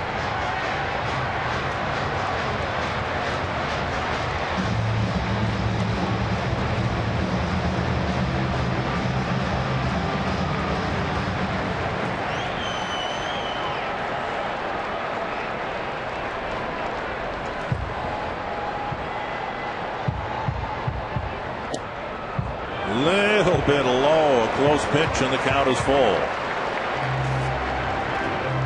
Very close to being strike 3, and now Twins have the opportunity here perhaps to send Mauer with the count full.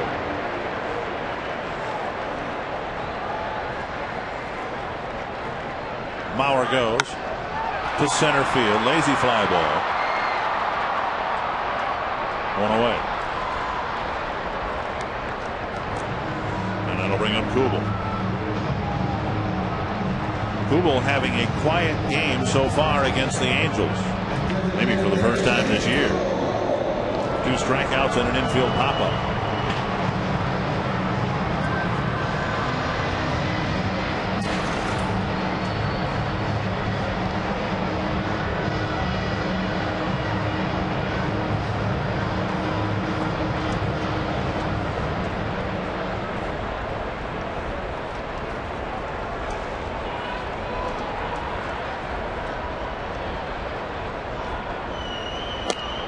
At the knees, a strike. Twins had a 4-game winning streak back in May. One with the White Sox, and they swept the Brewers. And now a 4-game winning streak at the end of July. Deeper to center, but Matthews has that measured. Out number 2. And that'll bring up Kadire.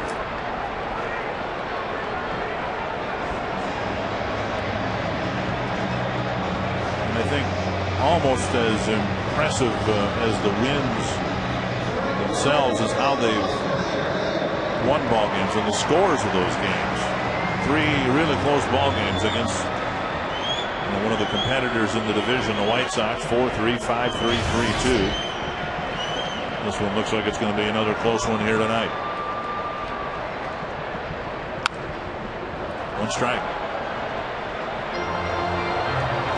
And the Twins won 4 in a row back in May. They were by scores of 20-1, 11-3, 6-2, and 6-3.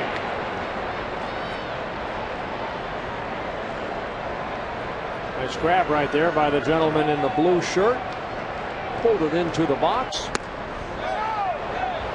Strike 2. So his first base umpire, Brian Gorman.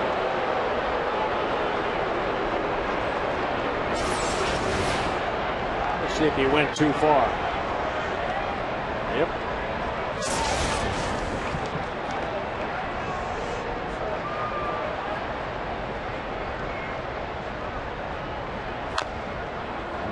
Off-speed pitch left up and into Kadire on 0-2. Do you know Justin's dad very well? He played briefly for the Twins, but before you got here. Chris Fire, yep. Good shortstop. Best years were with the Giants. He played with the Twins back in '84. Remember the Twins getting a Spire in late August, I believe, and Spire actually came to the Twins. He was hurt. The Twins didn't know much about it, but they had gotten to first place with Houston Jimenez as their shortstop. 1-2 to Michael Kadire.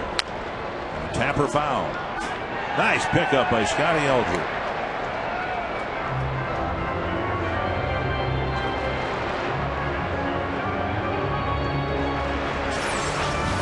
Without a glove, mind you. Very nice on the short hop. And a souvenir.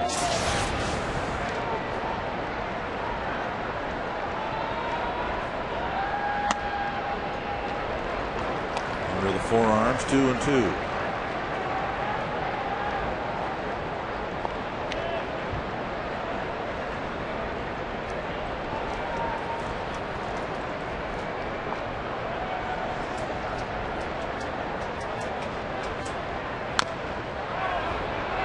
And a foul ball.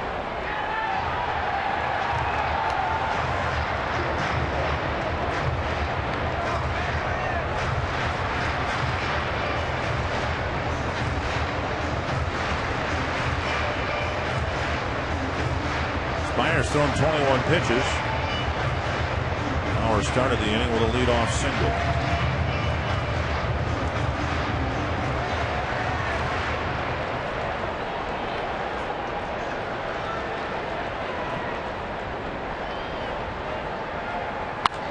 Laced to left. Good at bat for Kadire. He gets a base hit to keep the inning alive. They kept fouling off some pitches. Spire finally left one up, and Kadire hit it sharply into left for his second hit of the ball game. So it was 0-2 quickly, and then Kadire worked the count even, fouled some pitches off, and got a base hit. That looked like that slider right there just kind of spun right into that area of Michael's liking.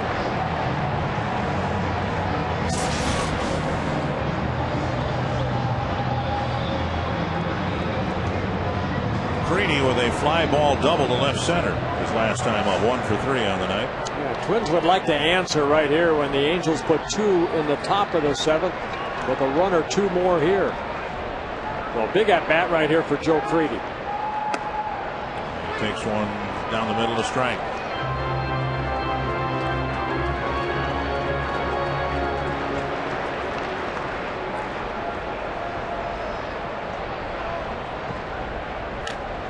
Breaking ball and a swing and a foul. 2 strikes.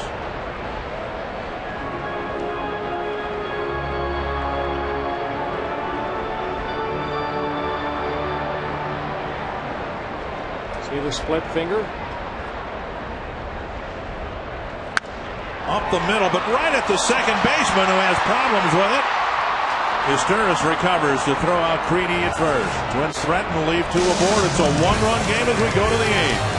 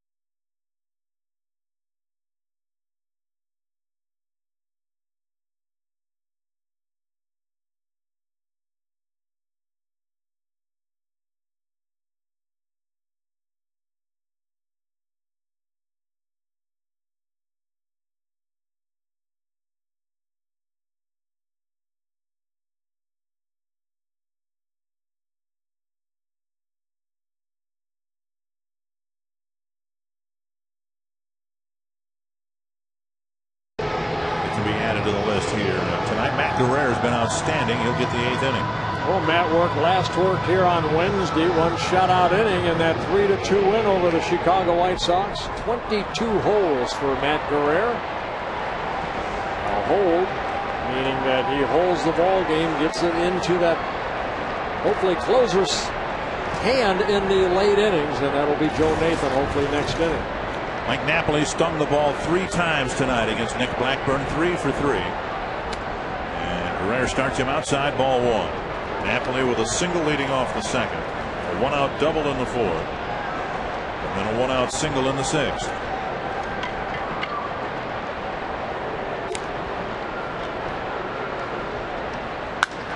Deep to center. Gomez going back at the fence. Gone, and the game is tied. He is so strong. What looked like an ordinary fly ball to center kept carrying, and it's 5 apiece. Home run number 16 on the year for Mike Napoli, as he has a perfect 4 for 4 tonight at the plate. A short, compact swing. We saw that swing when he hit that double down the left field line. Gomez, you cannot jump that high. Here's Ibar. Looking at foul, strike 1.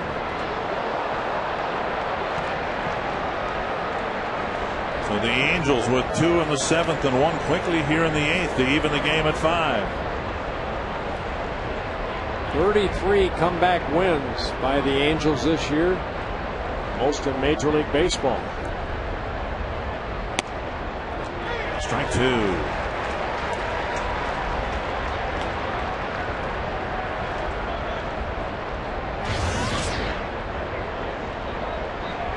Angels didn't do much of any extra base hitting in the first 6 innings, but now a double and a homer in the 7th and a home run here in the 8th. Now a strikeout for the first out of the inning.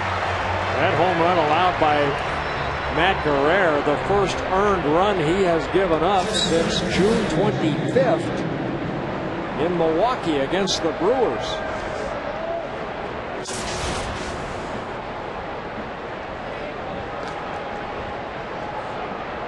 Here's Gary Matthews Jr. Oh, I'm sorry, he gave one up to the Chicago White Sox back in the middle of July, just before the All-Star break. Curve gets a big swing and a miss.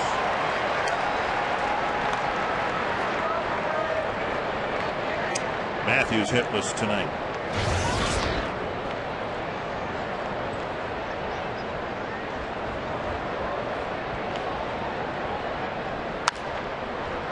Two strikes.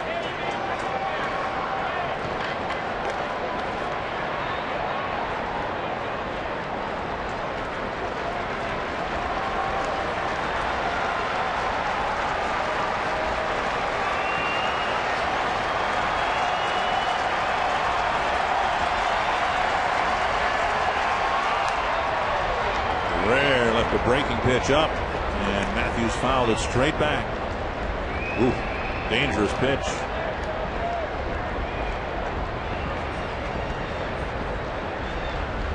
Matthews struck out in the second, and a pop up and a foul fly have followed.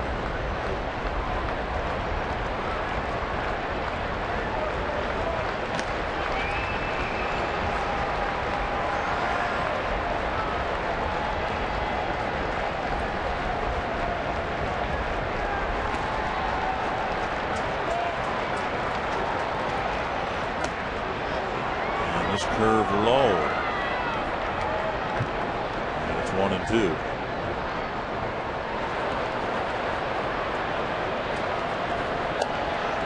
The right-handers warming up, Bolger and Jepson.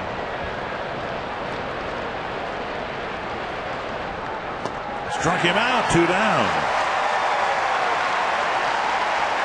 So Guerrero gives up the home run to Napoli and strikes out the next 2 batters. Yeah, it looked like it pulled the string a little bit right here.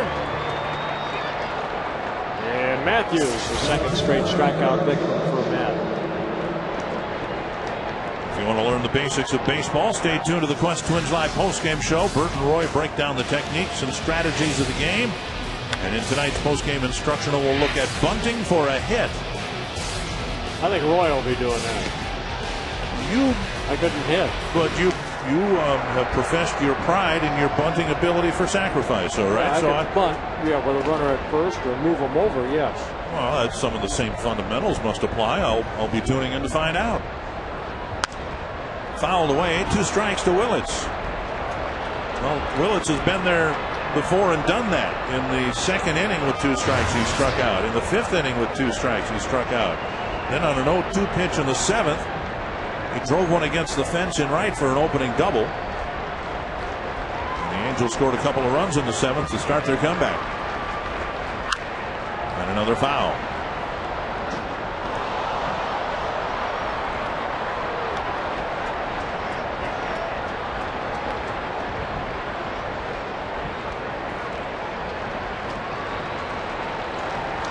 Indians clinging to a 4-3 lead over the Tigers in the bottom of the 8th. In Progressive Field.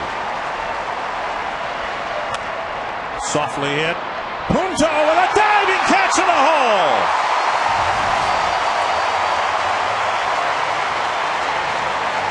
Great way to end the inning, but the Angels get one to tie it up.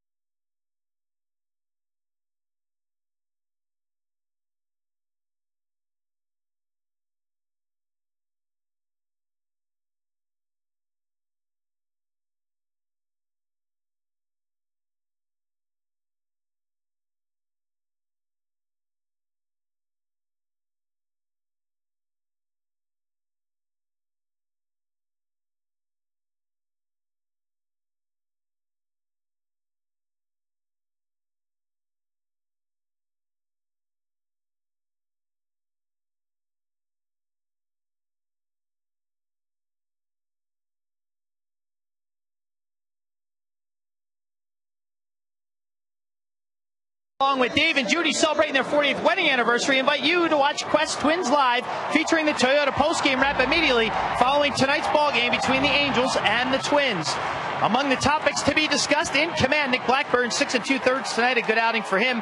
Fighting for a spot, the Twins are going to announce a roster move after tonight's game, after the acquisition today before the trade deadline of Orlando Cabrera, plus clubhouse reaction. All coming up on Quest Twins Live. Dick and Bert. Thank you, Robbie. Carlos Gomez bluffs a bunt, pulls the bat back and takes a strike. The Twins with 5 runs, 3 of them scored from the bottom third of the Twins lineup. Gomez has scored a run, Punto scored a run, and so has Casilla. They'll face Bulger here in the 8th. And Jason Bulger coming out of the bullpen, making his 44th relief appearance. He's allowed only 33 hits in 46 1/3 innings. 23 walks, though, with 45 strikeouts. Check swing and a ball, 1-2. Bulger in his 4th season with the Angels.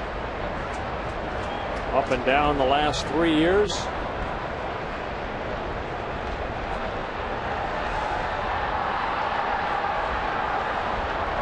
And the bottom of the order do it one more time here in the bottom of the 8th. Called third strike. Gomez thought it was up and in. 1 down. The second time Gomez has taken a call third strike middle in. That breaking ball, even though Napoli wanted it down and away, caught the plate. And now Punto. An RBI triple and a run scored in the 4th inning. Twins haven't scored since the 4th inning. They got 3 in the 3rd and 2 in the 4th. 1 strike, and it brings Figgins in a little bit at third base.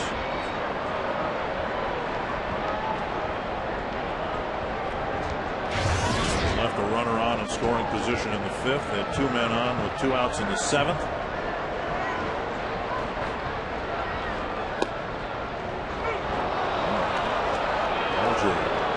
Throwing strikes. Brian Buscher's come out onto the on-deck circle. He apparently is going to hit for Alexi Casilla.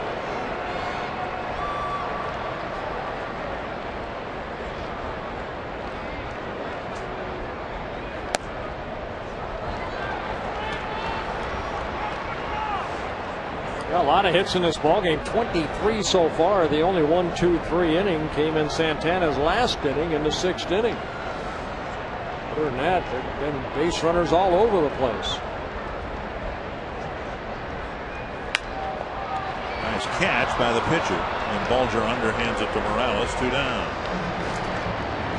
Buscher will come off the bench and hit for Casilla.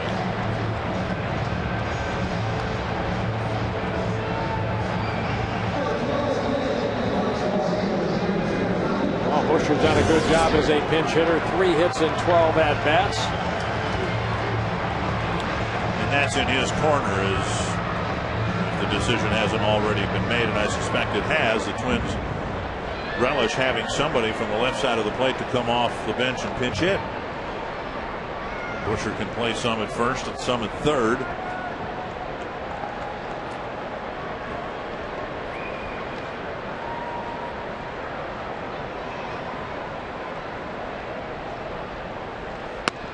Off-speed pitch, bends over for a strike.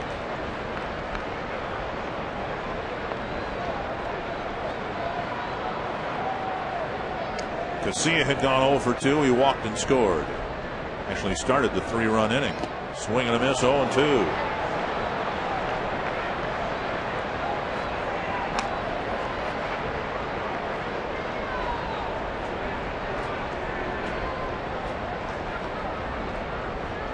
Buscher has 2 home runs on the year, both of them here at the Metrodome. One against the Mariners, one against the Pirates. 2 strikes to Buscher. Napoli wanted the breaking pitch inside. It drifted away.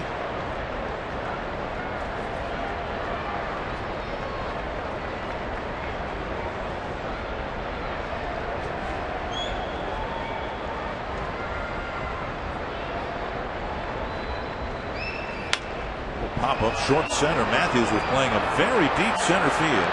He comes in to make the catch, and Bulger has a 1-2-3 trip through the bottom third of the Twins' order.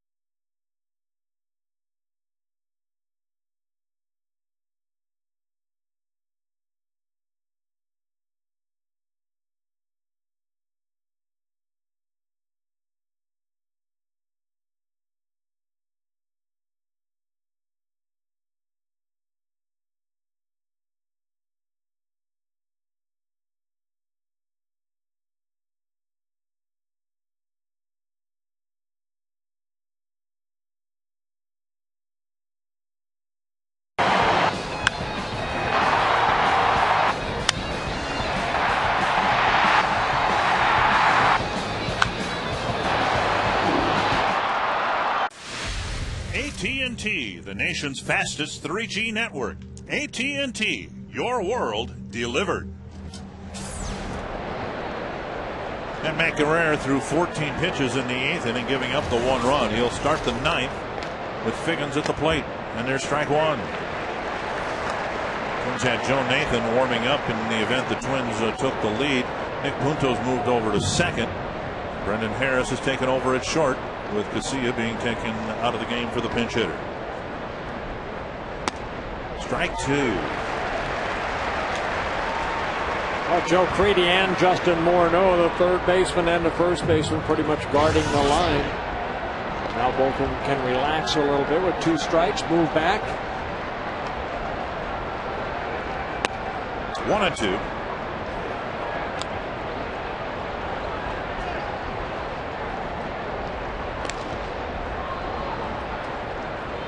Rare gave up the tying home run to Napoli in what appears to be his night. He's 4 for 4. Curve missing, and it's 2-2. Indians added a run in the bottom of the 8th. They will take a 5-3 lead over the Tigers into the 9th inning in Cleveland. High fly to right field. Kadire back for the first out.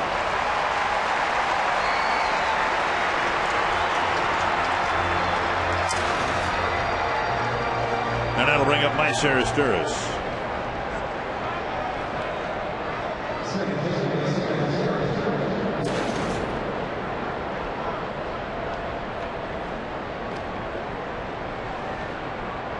Asturis singled and scored his first time up. His ground ball on the 7th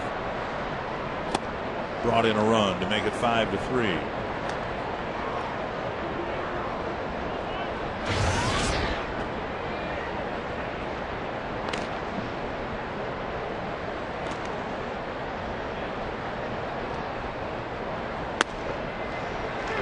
One and one.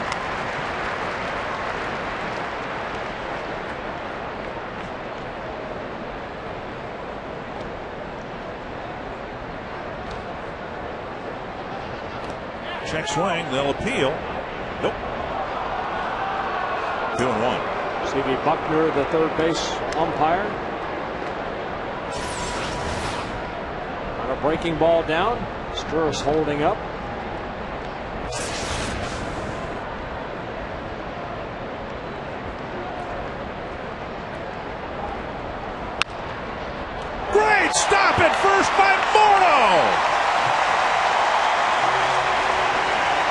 took an extra base hit away from the speedy Mike Sarasteris. I mentioned with Figgins up, both Justin and Joe Creedy guarding the lines. No extra base hit down the line, and that's what Asturis tried to do.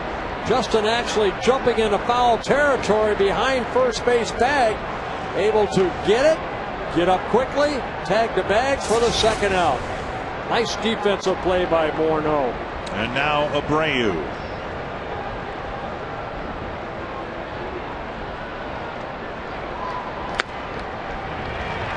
Strike one.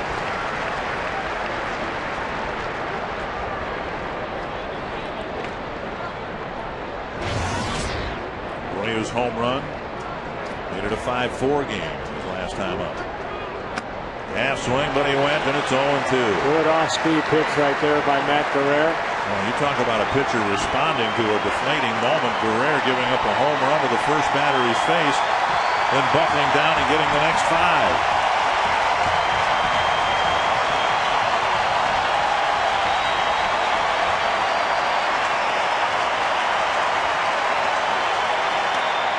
Just off the corner, 1-2.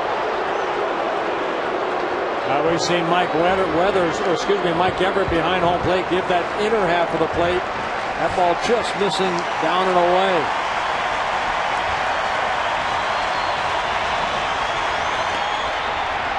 And it's not there again.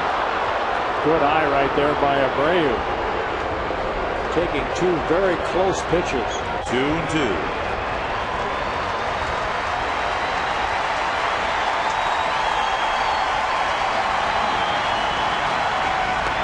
Now 3-2 with Juan Rivera on deck.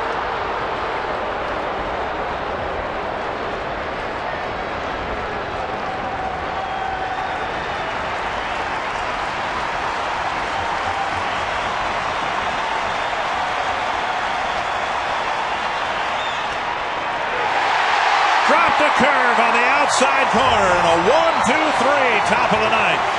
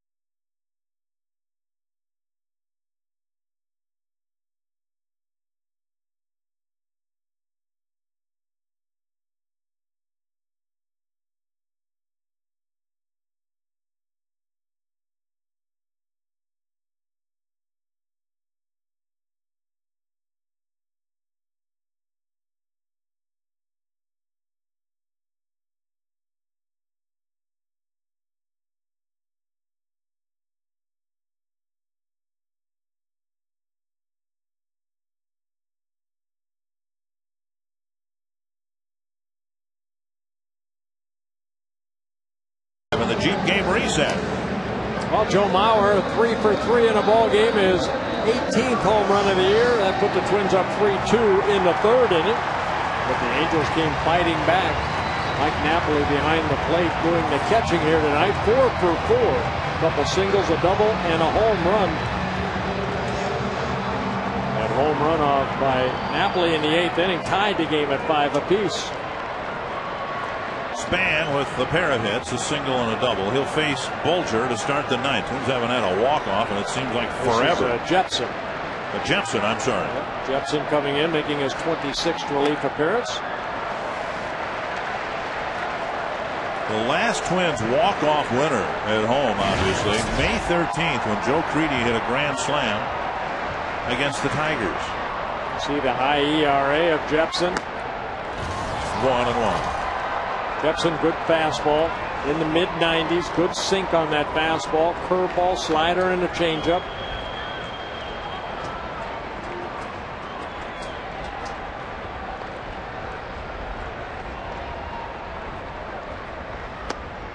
Span takes ball 2. Carlos Guillen's hit a 2-run home run for the Tigers in the 9th to tie the Indians against Kerry Wood. They're tied at 5.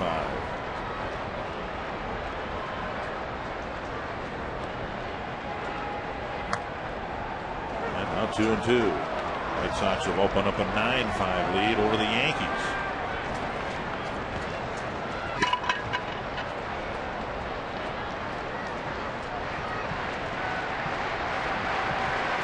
Span trying to get aboard. The first time he's led off an inning since the first inning. Chopper towards second. Esteras has it. 1 away.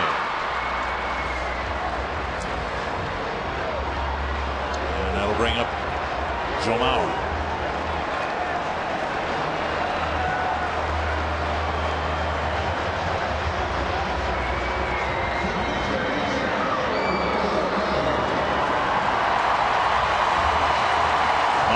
Single in the first, a 3-run home run in the third, intentionally walked in the fourth, and a leadoff single in the seventh.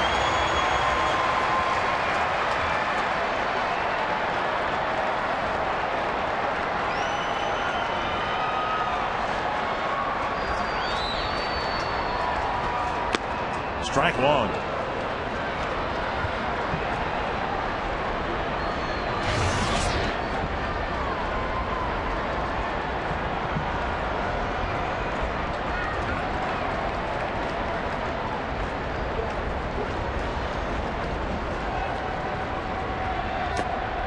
Ball. Mauer has gone 3 for 3 here today. Ishiro's gone 1 for 3. Mariners and Rangers in a rain delay in Arlington.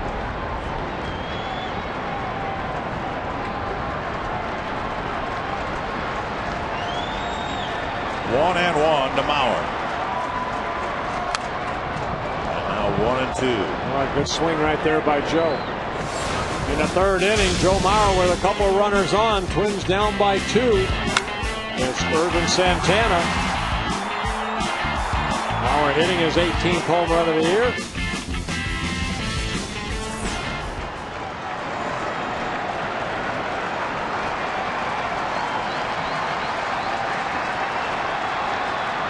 Got him. Mauer strikes out. First time they've retired him tonight. 2 down. A good hard breaking ball right there, and Joe went fishing. Jepson picks up a strikeout.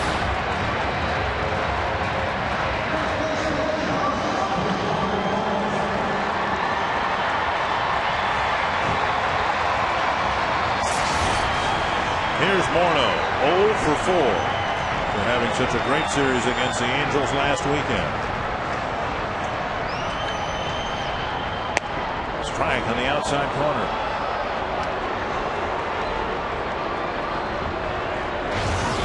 Morneau with a pop-up to first, a line drive to the first baseman Morales, who struck out on the fourth and hit a fly ball to center in the seventh. 2 strikes.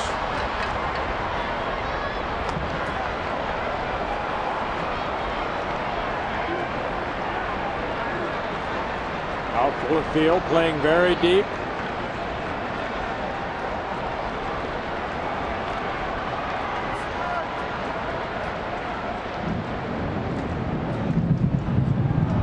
Napoli, the catcher, calling time. Thundercloud passing overhead. This could be like in the natural. Morneau could end the game right here, but he won't.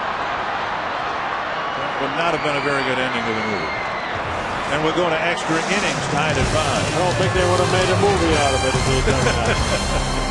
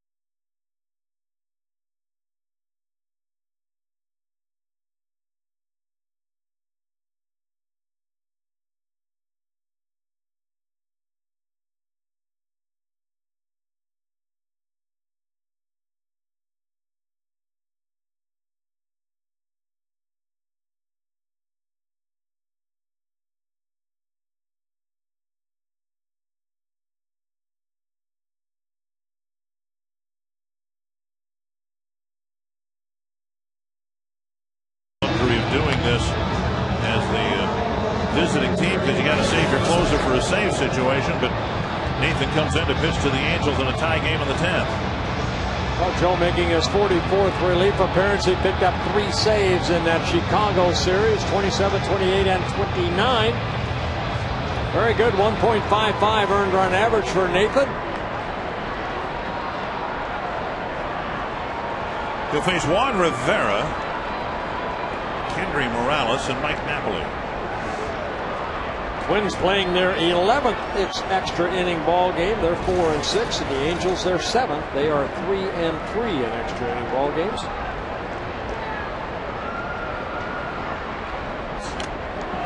Swing, a foul, and strike one. Of course, the 4-game series last weekend started with a rare missed save opportunity by Nathan, where he walked the leadoff man. And that's what usually happens in late innings. High fastball, and Rivera couldn't have hit that with a rake.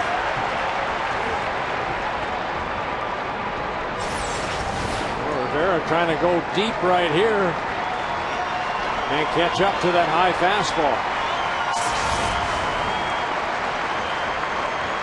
Two strikes. Do they go up the ladder again? Say they don't make ladders that tall, do they? You can go higher than that. Go higher.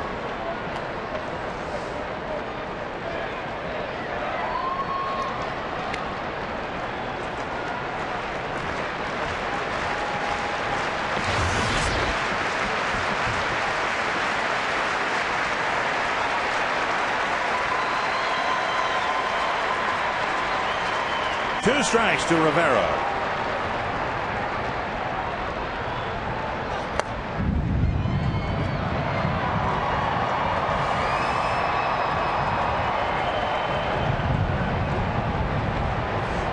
Somebody's bowling outside.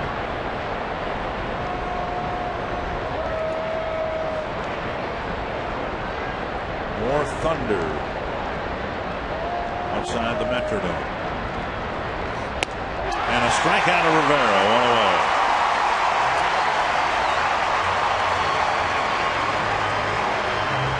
A good hard breaking ball there by Nathan, and Rivera is down on strikes. Good hard slider right here.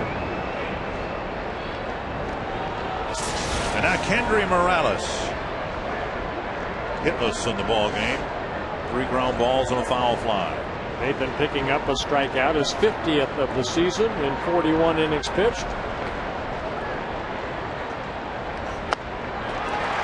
Wow.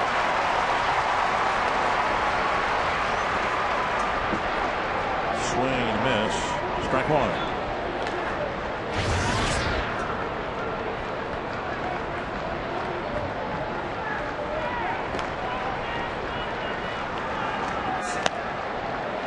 One and one.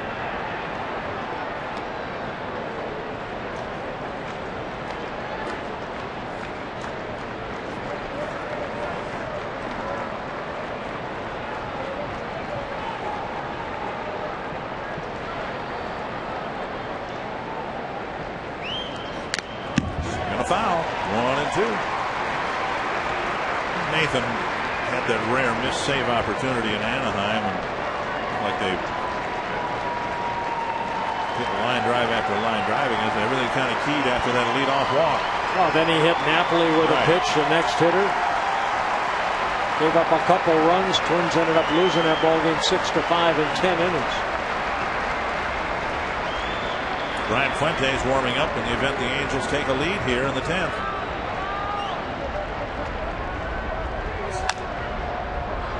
And a foul back.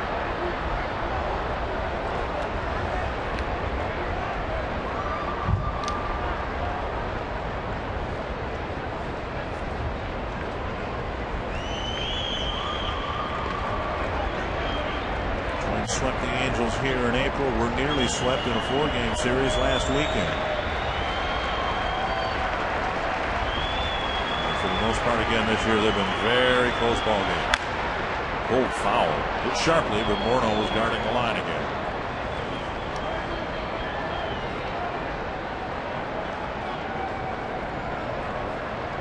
Make Morales tuck in his shirt in the back.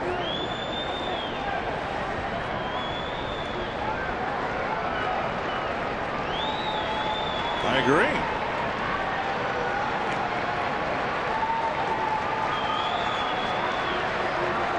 One and two. Nathan to Morales. And now 2-2.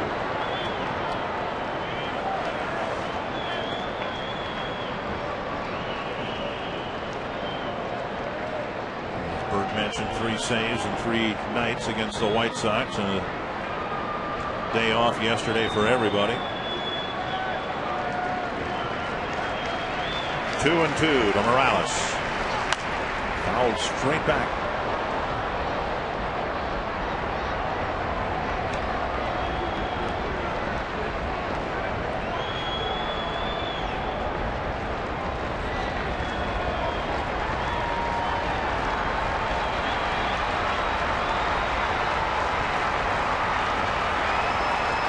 Dozen pitches for Nathan, 9 strikes.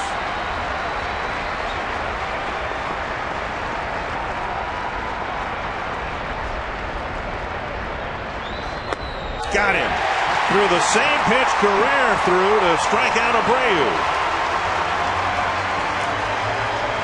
Well, you see the good fastball from Nathan. You see the cutter like a slider. And then he drops a curveball on the outer half of the plate. Nathan, his second straight strikeout. 2 down, and now the guy the Twins haven't gotten out all night long, Mike Napoli. Single in the second, double in the fourth, single in the sixth, and a long home run to center. And all 4 hits have been hit sharply. Ball 1. Going into the 10th in Cleveland, tied at 5 between the Tigers and the Indians.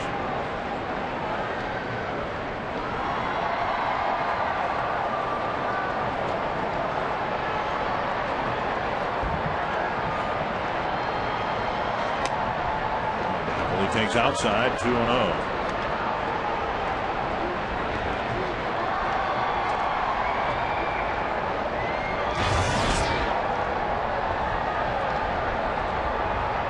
4 for 4 night, and the average is kicked up to 289.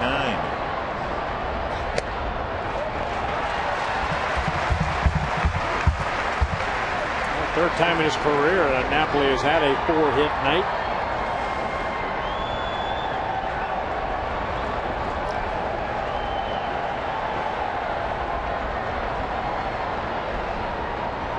Two and 1. 3-1. Eric Ibar on deck.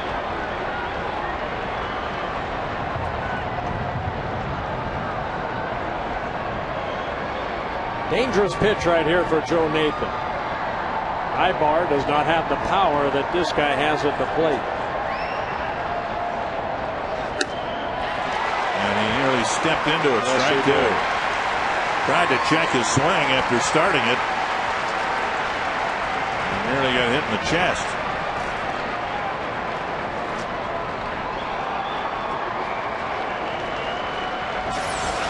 Nearly a dangerous pitch for Napoli.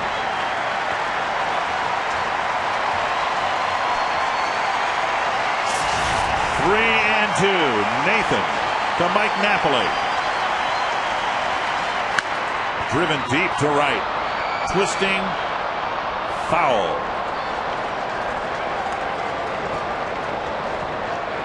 He's got a strong swing, doesn't he? Very quick bat. Like his home run. I mean, when it left home plate, it just looked like a deep fly ball, but then you realize this is Napoli. He's one of the strongest right-handed hitters in the league.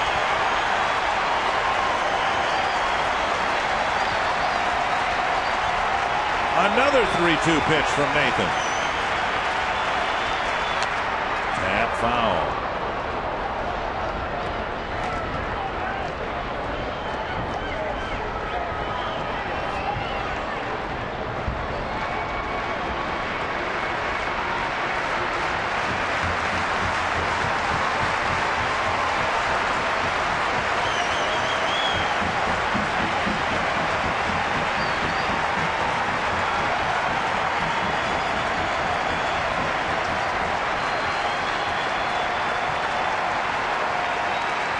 Nathan tries it again. Got him. A great battle to finish the top of the 10th. And Nathan strikes out the side.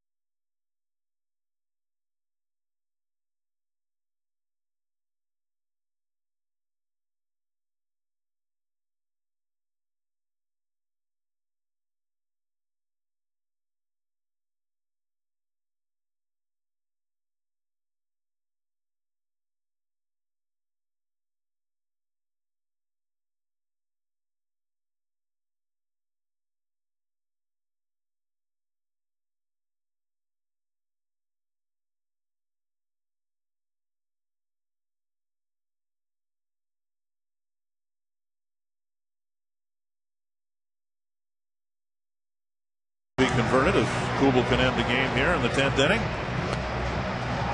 Twins have taken one walk. The Angels have given them another one, but it was Casillas' leadoff walk in the 3rd that opened the door for a 3-run inning, and they have not coached a walk since then. The Angels gave Bauer an intentional walk in the 4th, so Twins hoping to get some base runners here and finish this thing in the 10th.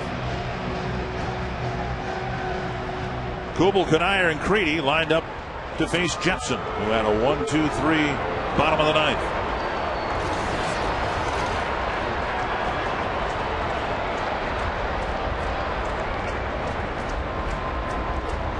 Ball 1.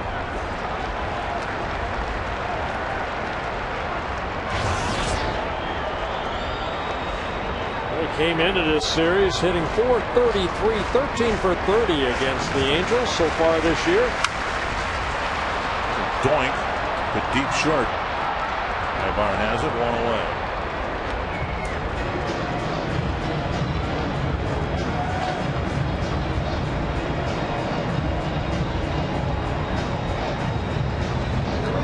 Rare is the time when a team will go 3 men into their bullpen and not pull out a lefty against the Twins, but we've seen nothing but right-handed relief. Of course, Fuentes, one of the 2 lefties, is their closer. Here's Kanier. Swing and a miss.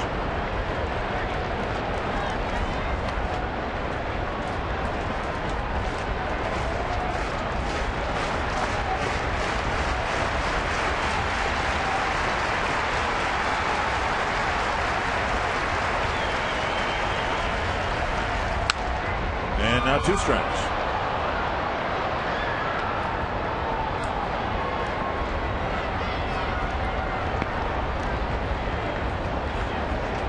Bobby Keppel warming up. Nathan did strike out the side, but he threw more than 20 pitches. And on the heels of saving all 3 games against the White Sox, 1 inning might be enough. And Kanier strikes out. The Twins having a tough time against this Angel bullpen. Kevin Jepson picking up his 3rd strikeout in the 5 batters he's faced. Good hard slider.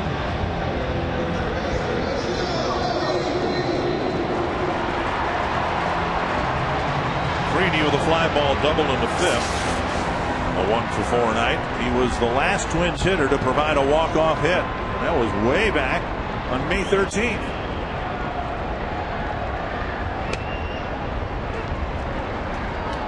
Bending over for strike 1.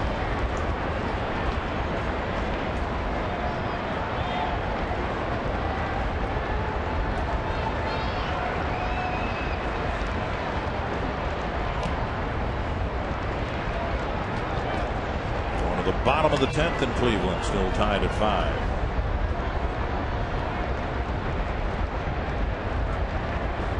Greedy hit a grand slam back on the 13th.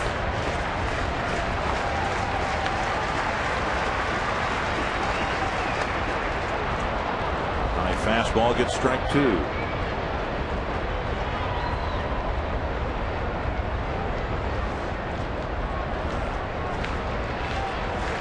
9 straight batters have gone down to Angel relievers. Tapper to third. Figgins has it. Another 1-2-3 inning in the bottom of the 10th. And we'll head to the 11th, still tied at 5.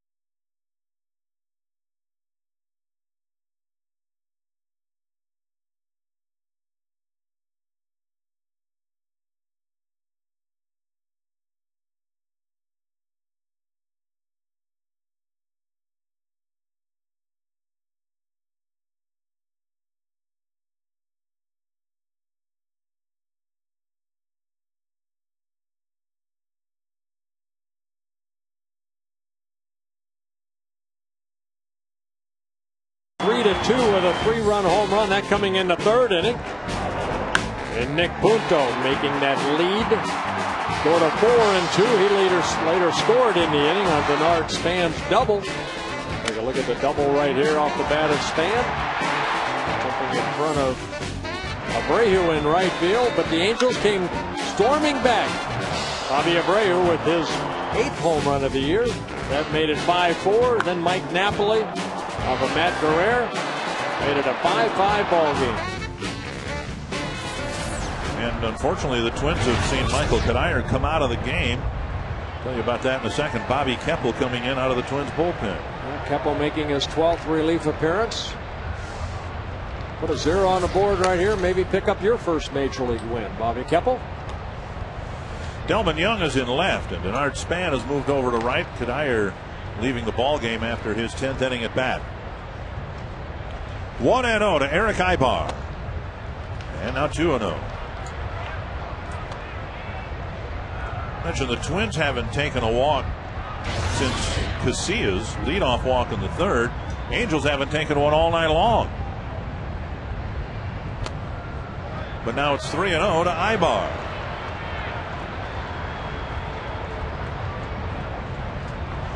Ibar, Matthews, and Willits, the bottom 3rd of the Angel lineup.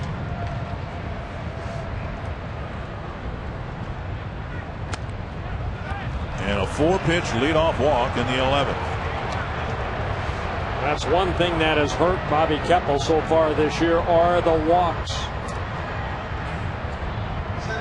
19 2/3 innings. That's his 12th walk.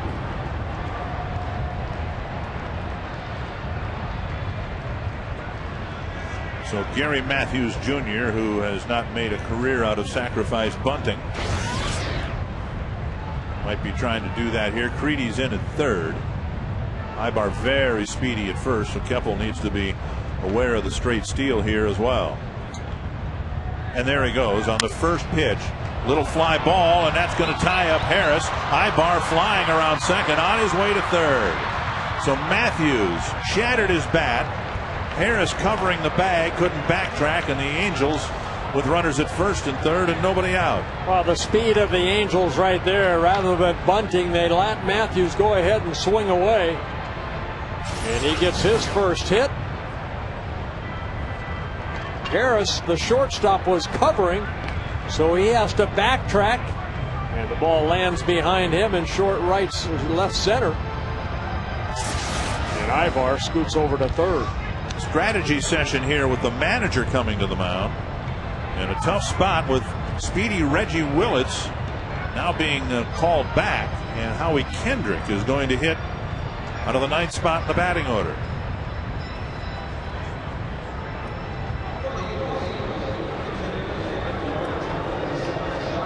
Jesse Crane starting to loosen up quickly.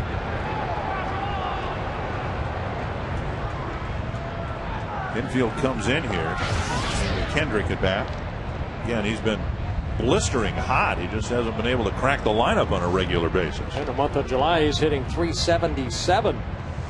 Sit safely in 14 of his last 17 games he's played in. And Keppel misses low.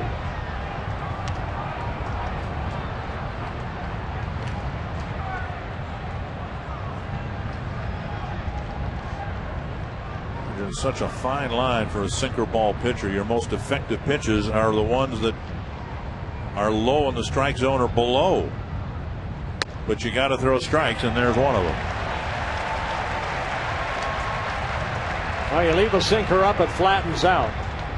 You leave a sinker, knee high, it goes too low, the umpire could call it a ball. There's that very fine, maybe 6 to 8 inch area that you have to be able to throw that sinker.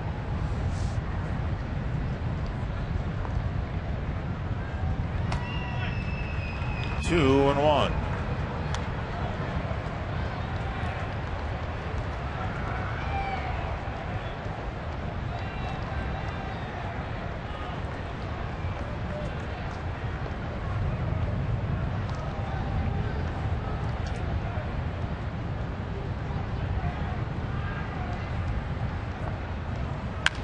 Bouncer to short. Harris cuts it off. Stumbles, and everybody's safe. Good play by Morneau.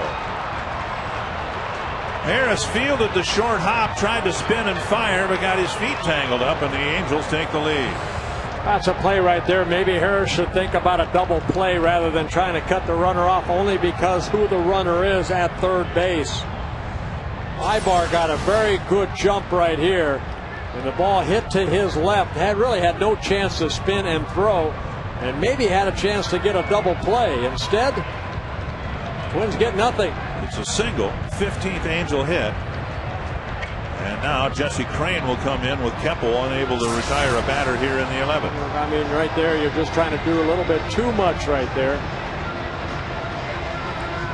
So Crane will try to pitch the Twins out of a tough spot.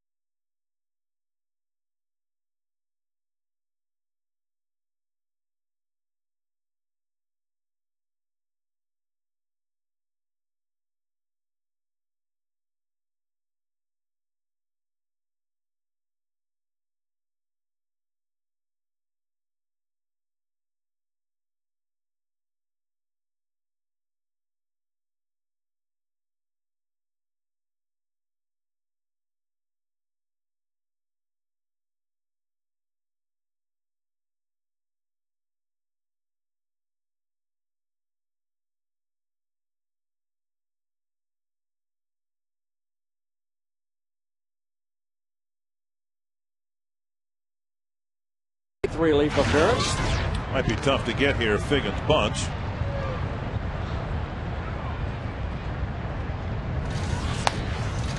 And Figgins takes up high, ball one. Well, Joe Creedy stayed back on that play, and Crane kind of came straight in. So Figgins looking down at the sign. Larry Matthews Jr. at second base. Good speed. Good speed with Kendrick at first.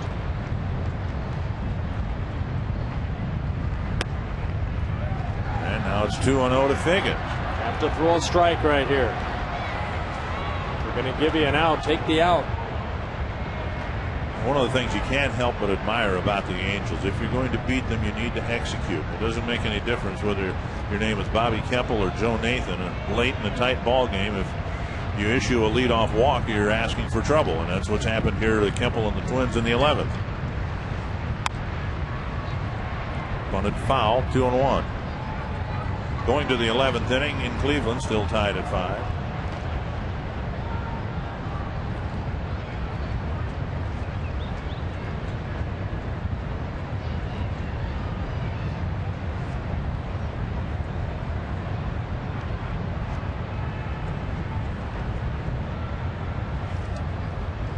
Still nobody out. Figgins on the year, 6 sacrifices. Good bunt. Crane's going to have a tough play, and he can't make it. I'm not sure had he fielded it cleanly, his throw would have gotten Figgins, and they're loaded up now with nobody out. Well, a nice bunt right here. I'm just surprised Joe Creedy's not charging in right there, because it's a bunt. Creedy stays back as it's bunted back right there, and Crane's the only one that could make the play. He might have taken his eye off the ball, knowing the speed of Figgins. Figgins should get an infield hit, which he gets. Well, this is reminiscent of the Twins' Piranha approach of a few years ago. A leadoff walk, broken bat single, infield hit, bunt single, still nobody out, infield in for Izturis. Too tall for Harris, and another run's going to score. So the first solid hit on the first pitch to Izturis, and the Angels lead by 2. Still nobody out. Izturis picking up his second RBI of the ballgame, jumped on the first pitch, and both times the infield had been in and maybe hurt the Twins here. Izturis with Harris in, just hitting it over the leaping Harris at short. Jumping on that first fastball, Harris leaps up right here, just out of his reach. And all runners advance one base. Here's Abreu with the infield in again.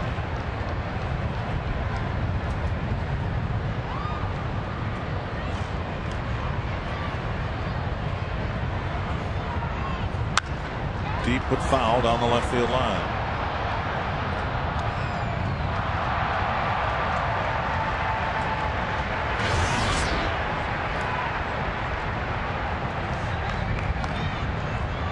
Angels again coming into play today, hitting .312 for the month of July, and they now have 17 hits in their final game in July.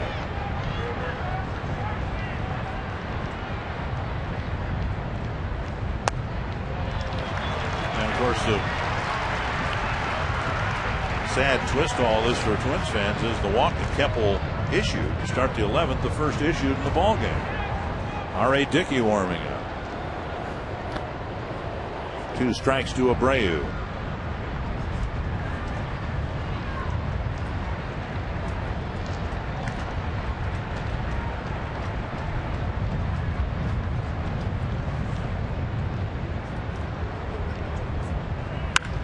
Drilled to right field. Kendrick is going to score. Figgins behind him, and it's a 4-run inning, still nobody out. So Abreu with another great at bat. And the Angels have erupted here in the 11th inning. Well, you go back to that play that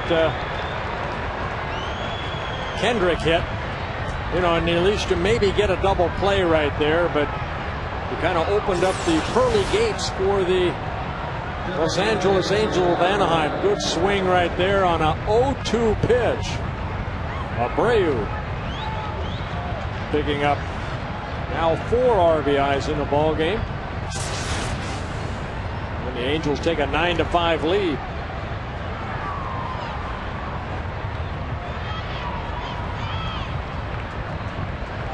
So, same cast of characters here this weekend. Abreu with 3 hits and a sacrifice fly.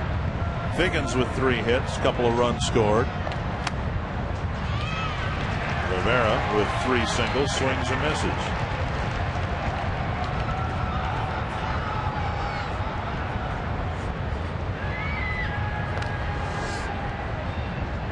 Crane's come in and given up 3 singles to start his night.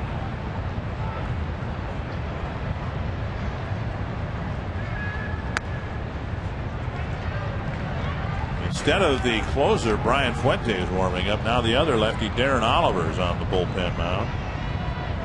No longer a save situation, and Oliver looks like he's warmed up. Yeah, Fuentes was up, but when Abreu got that base hit to make it a 4-run lead, Oliver kept throwing.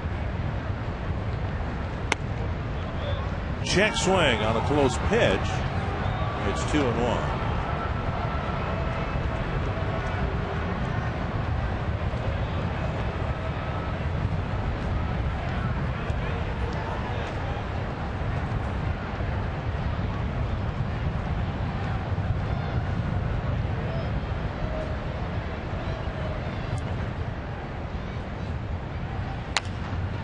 That's off his leg.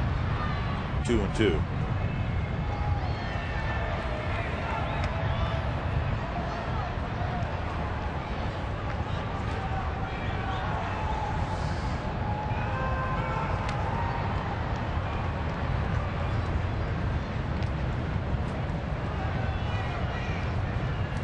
Six straight batters have reached after 9 straight batters had been retired.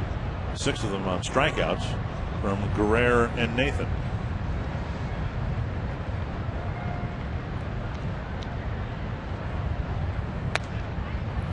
And now 3-2.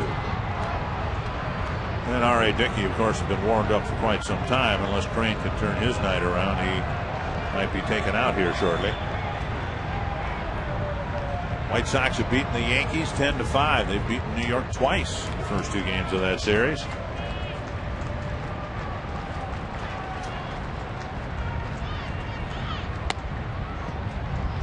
And now a walk fills them up.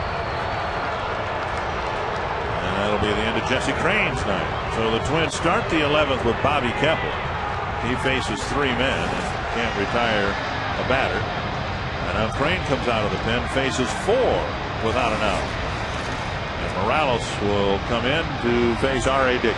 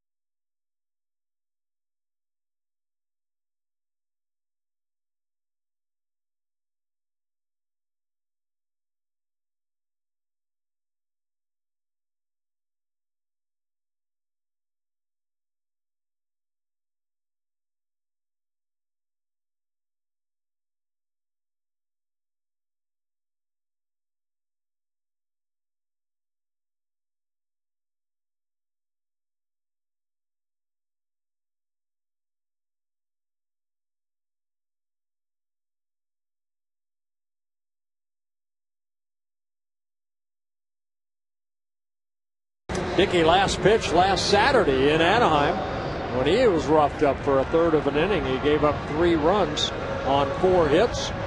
Gave up a home run to Asturis, a 3-run home run in the 4th inning. In that 9-run inning, the Angels were able to get. Came into a tough spot in the 4th. This is, in terms of margin for error, even tougher. In the first pitch, grounded to right, a base hit. Asturis scores. Abreu will be held up. So, 8 straight batters have reached here in the 11th inning. Well, Morales picks up his first hit, his first RBI, his 61st of the year, as this ugly inning continues. In that 4th inning, in relief of Nick Blackburn, Blackburn and Dickey combined to give up 9 runs on 10 hits in 1 inning. And they got something similar going here in the 11th.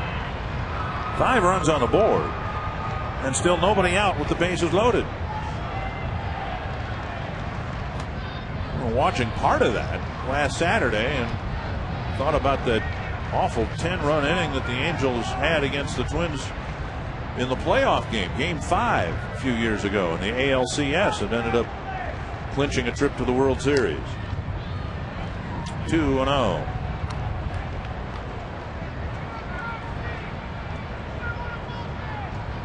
That was for 3 hours at least. Good night for those guys in the Twins dugout. It has turned into an ugly one. Morneau over for a look, but it's back in the seats, 2-1.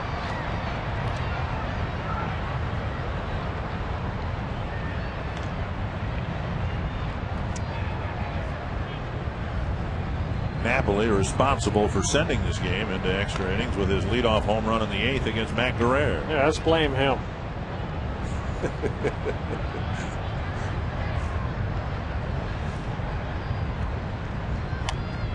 2-2.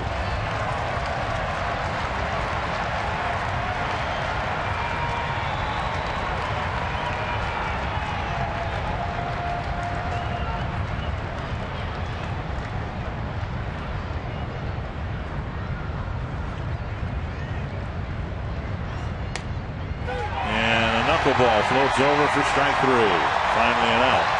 1 down. And the fans that are left here at the Metrodome acknowledge that that's the first out. Don't know what they'll do on the second out.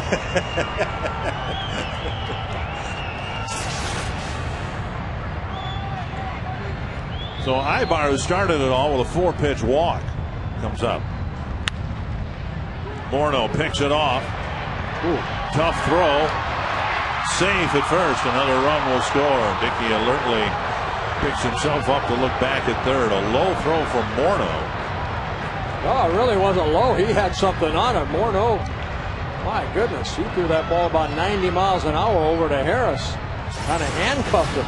Watch this play right here. Justin going to his right and then throws a rocket over to Harris.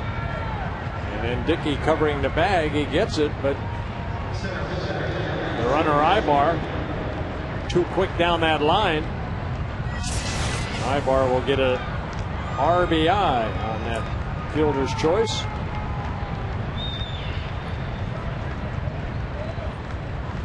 Cliff Lee, in his first start for his new ball club, has a no-hitter going for 5.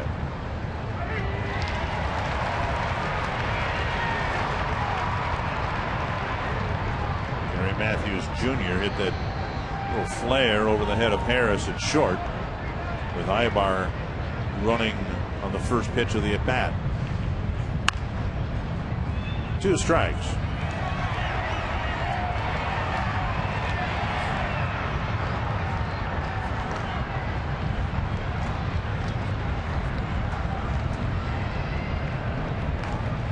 Going to the 12th inning in Cleveland.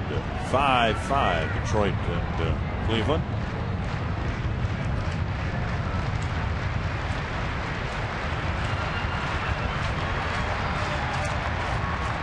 One and 2.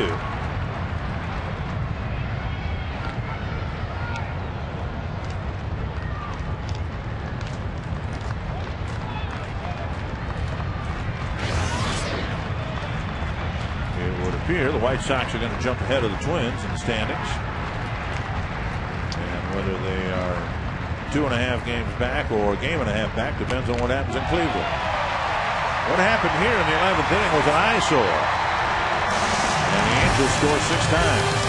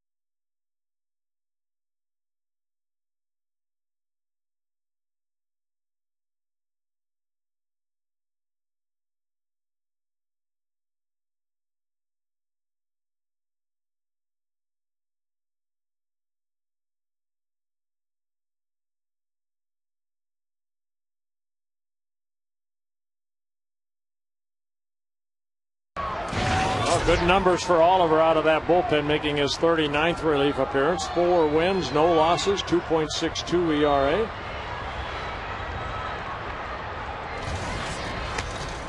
Inside, ball 1.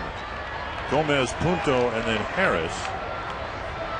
And in addition to the unsettling events in the top of the 11th, there's the absence of Michael Kadire. And we hope to get some update as to what the issue is with Michael. Michael wouldn't hit till the 8th man, or wouldn't have hit till the 8th spot of this inning. We'll hope to have an update for you on the Quest Twins Live postgame show. Sean Rodriguez in left field.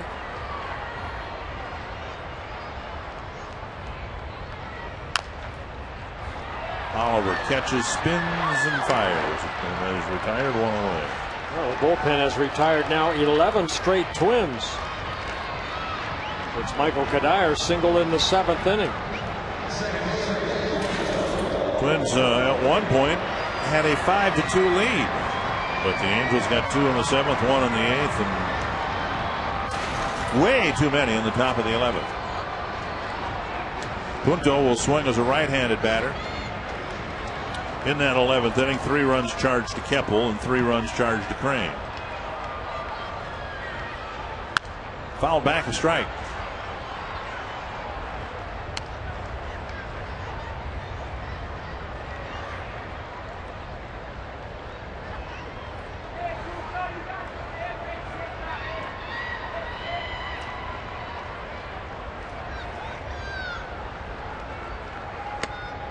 Strike 2.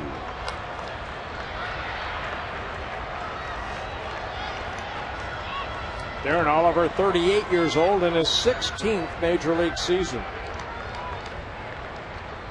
Last time he pitched here, it was as a starter, an emergency starter. The Angels had starters hurt or worse and had to patch a lot of holes in April, and Oliver had a short start here against the Twins. He did fine, but they didn't expect him to go too deep into the ballgame. Little pop up here to deep first.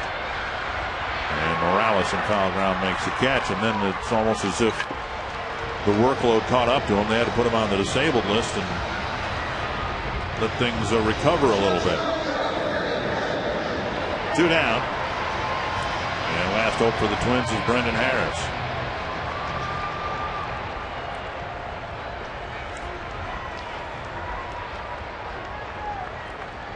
Harris's first plate appearance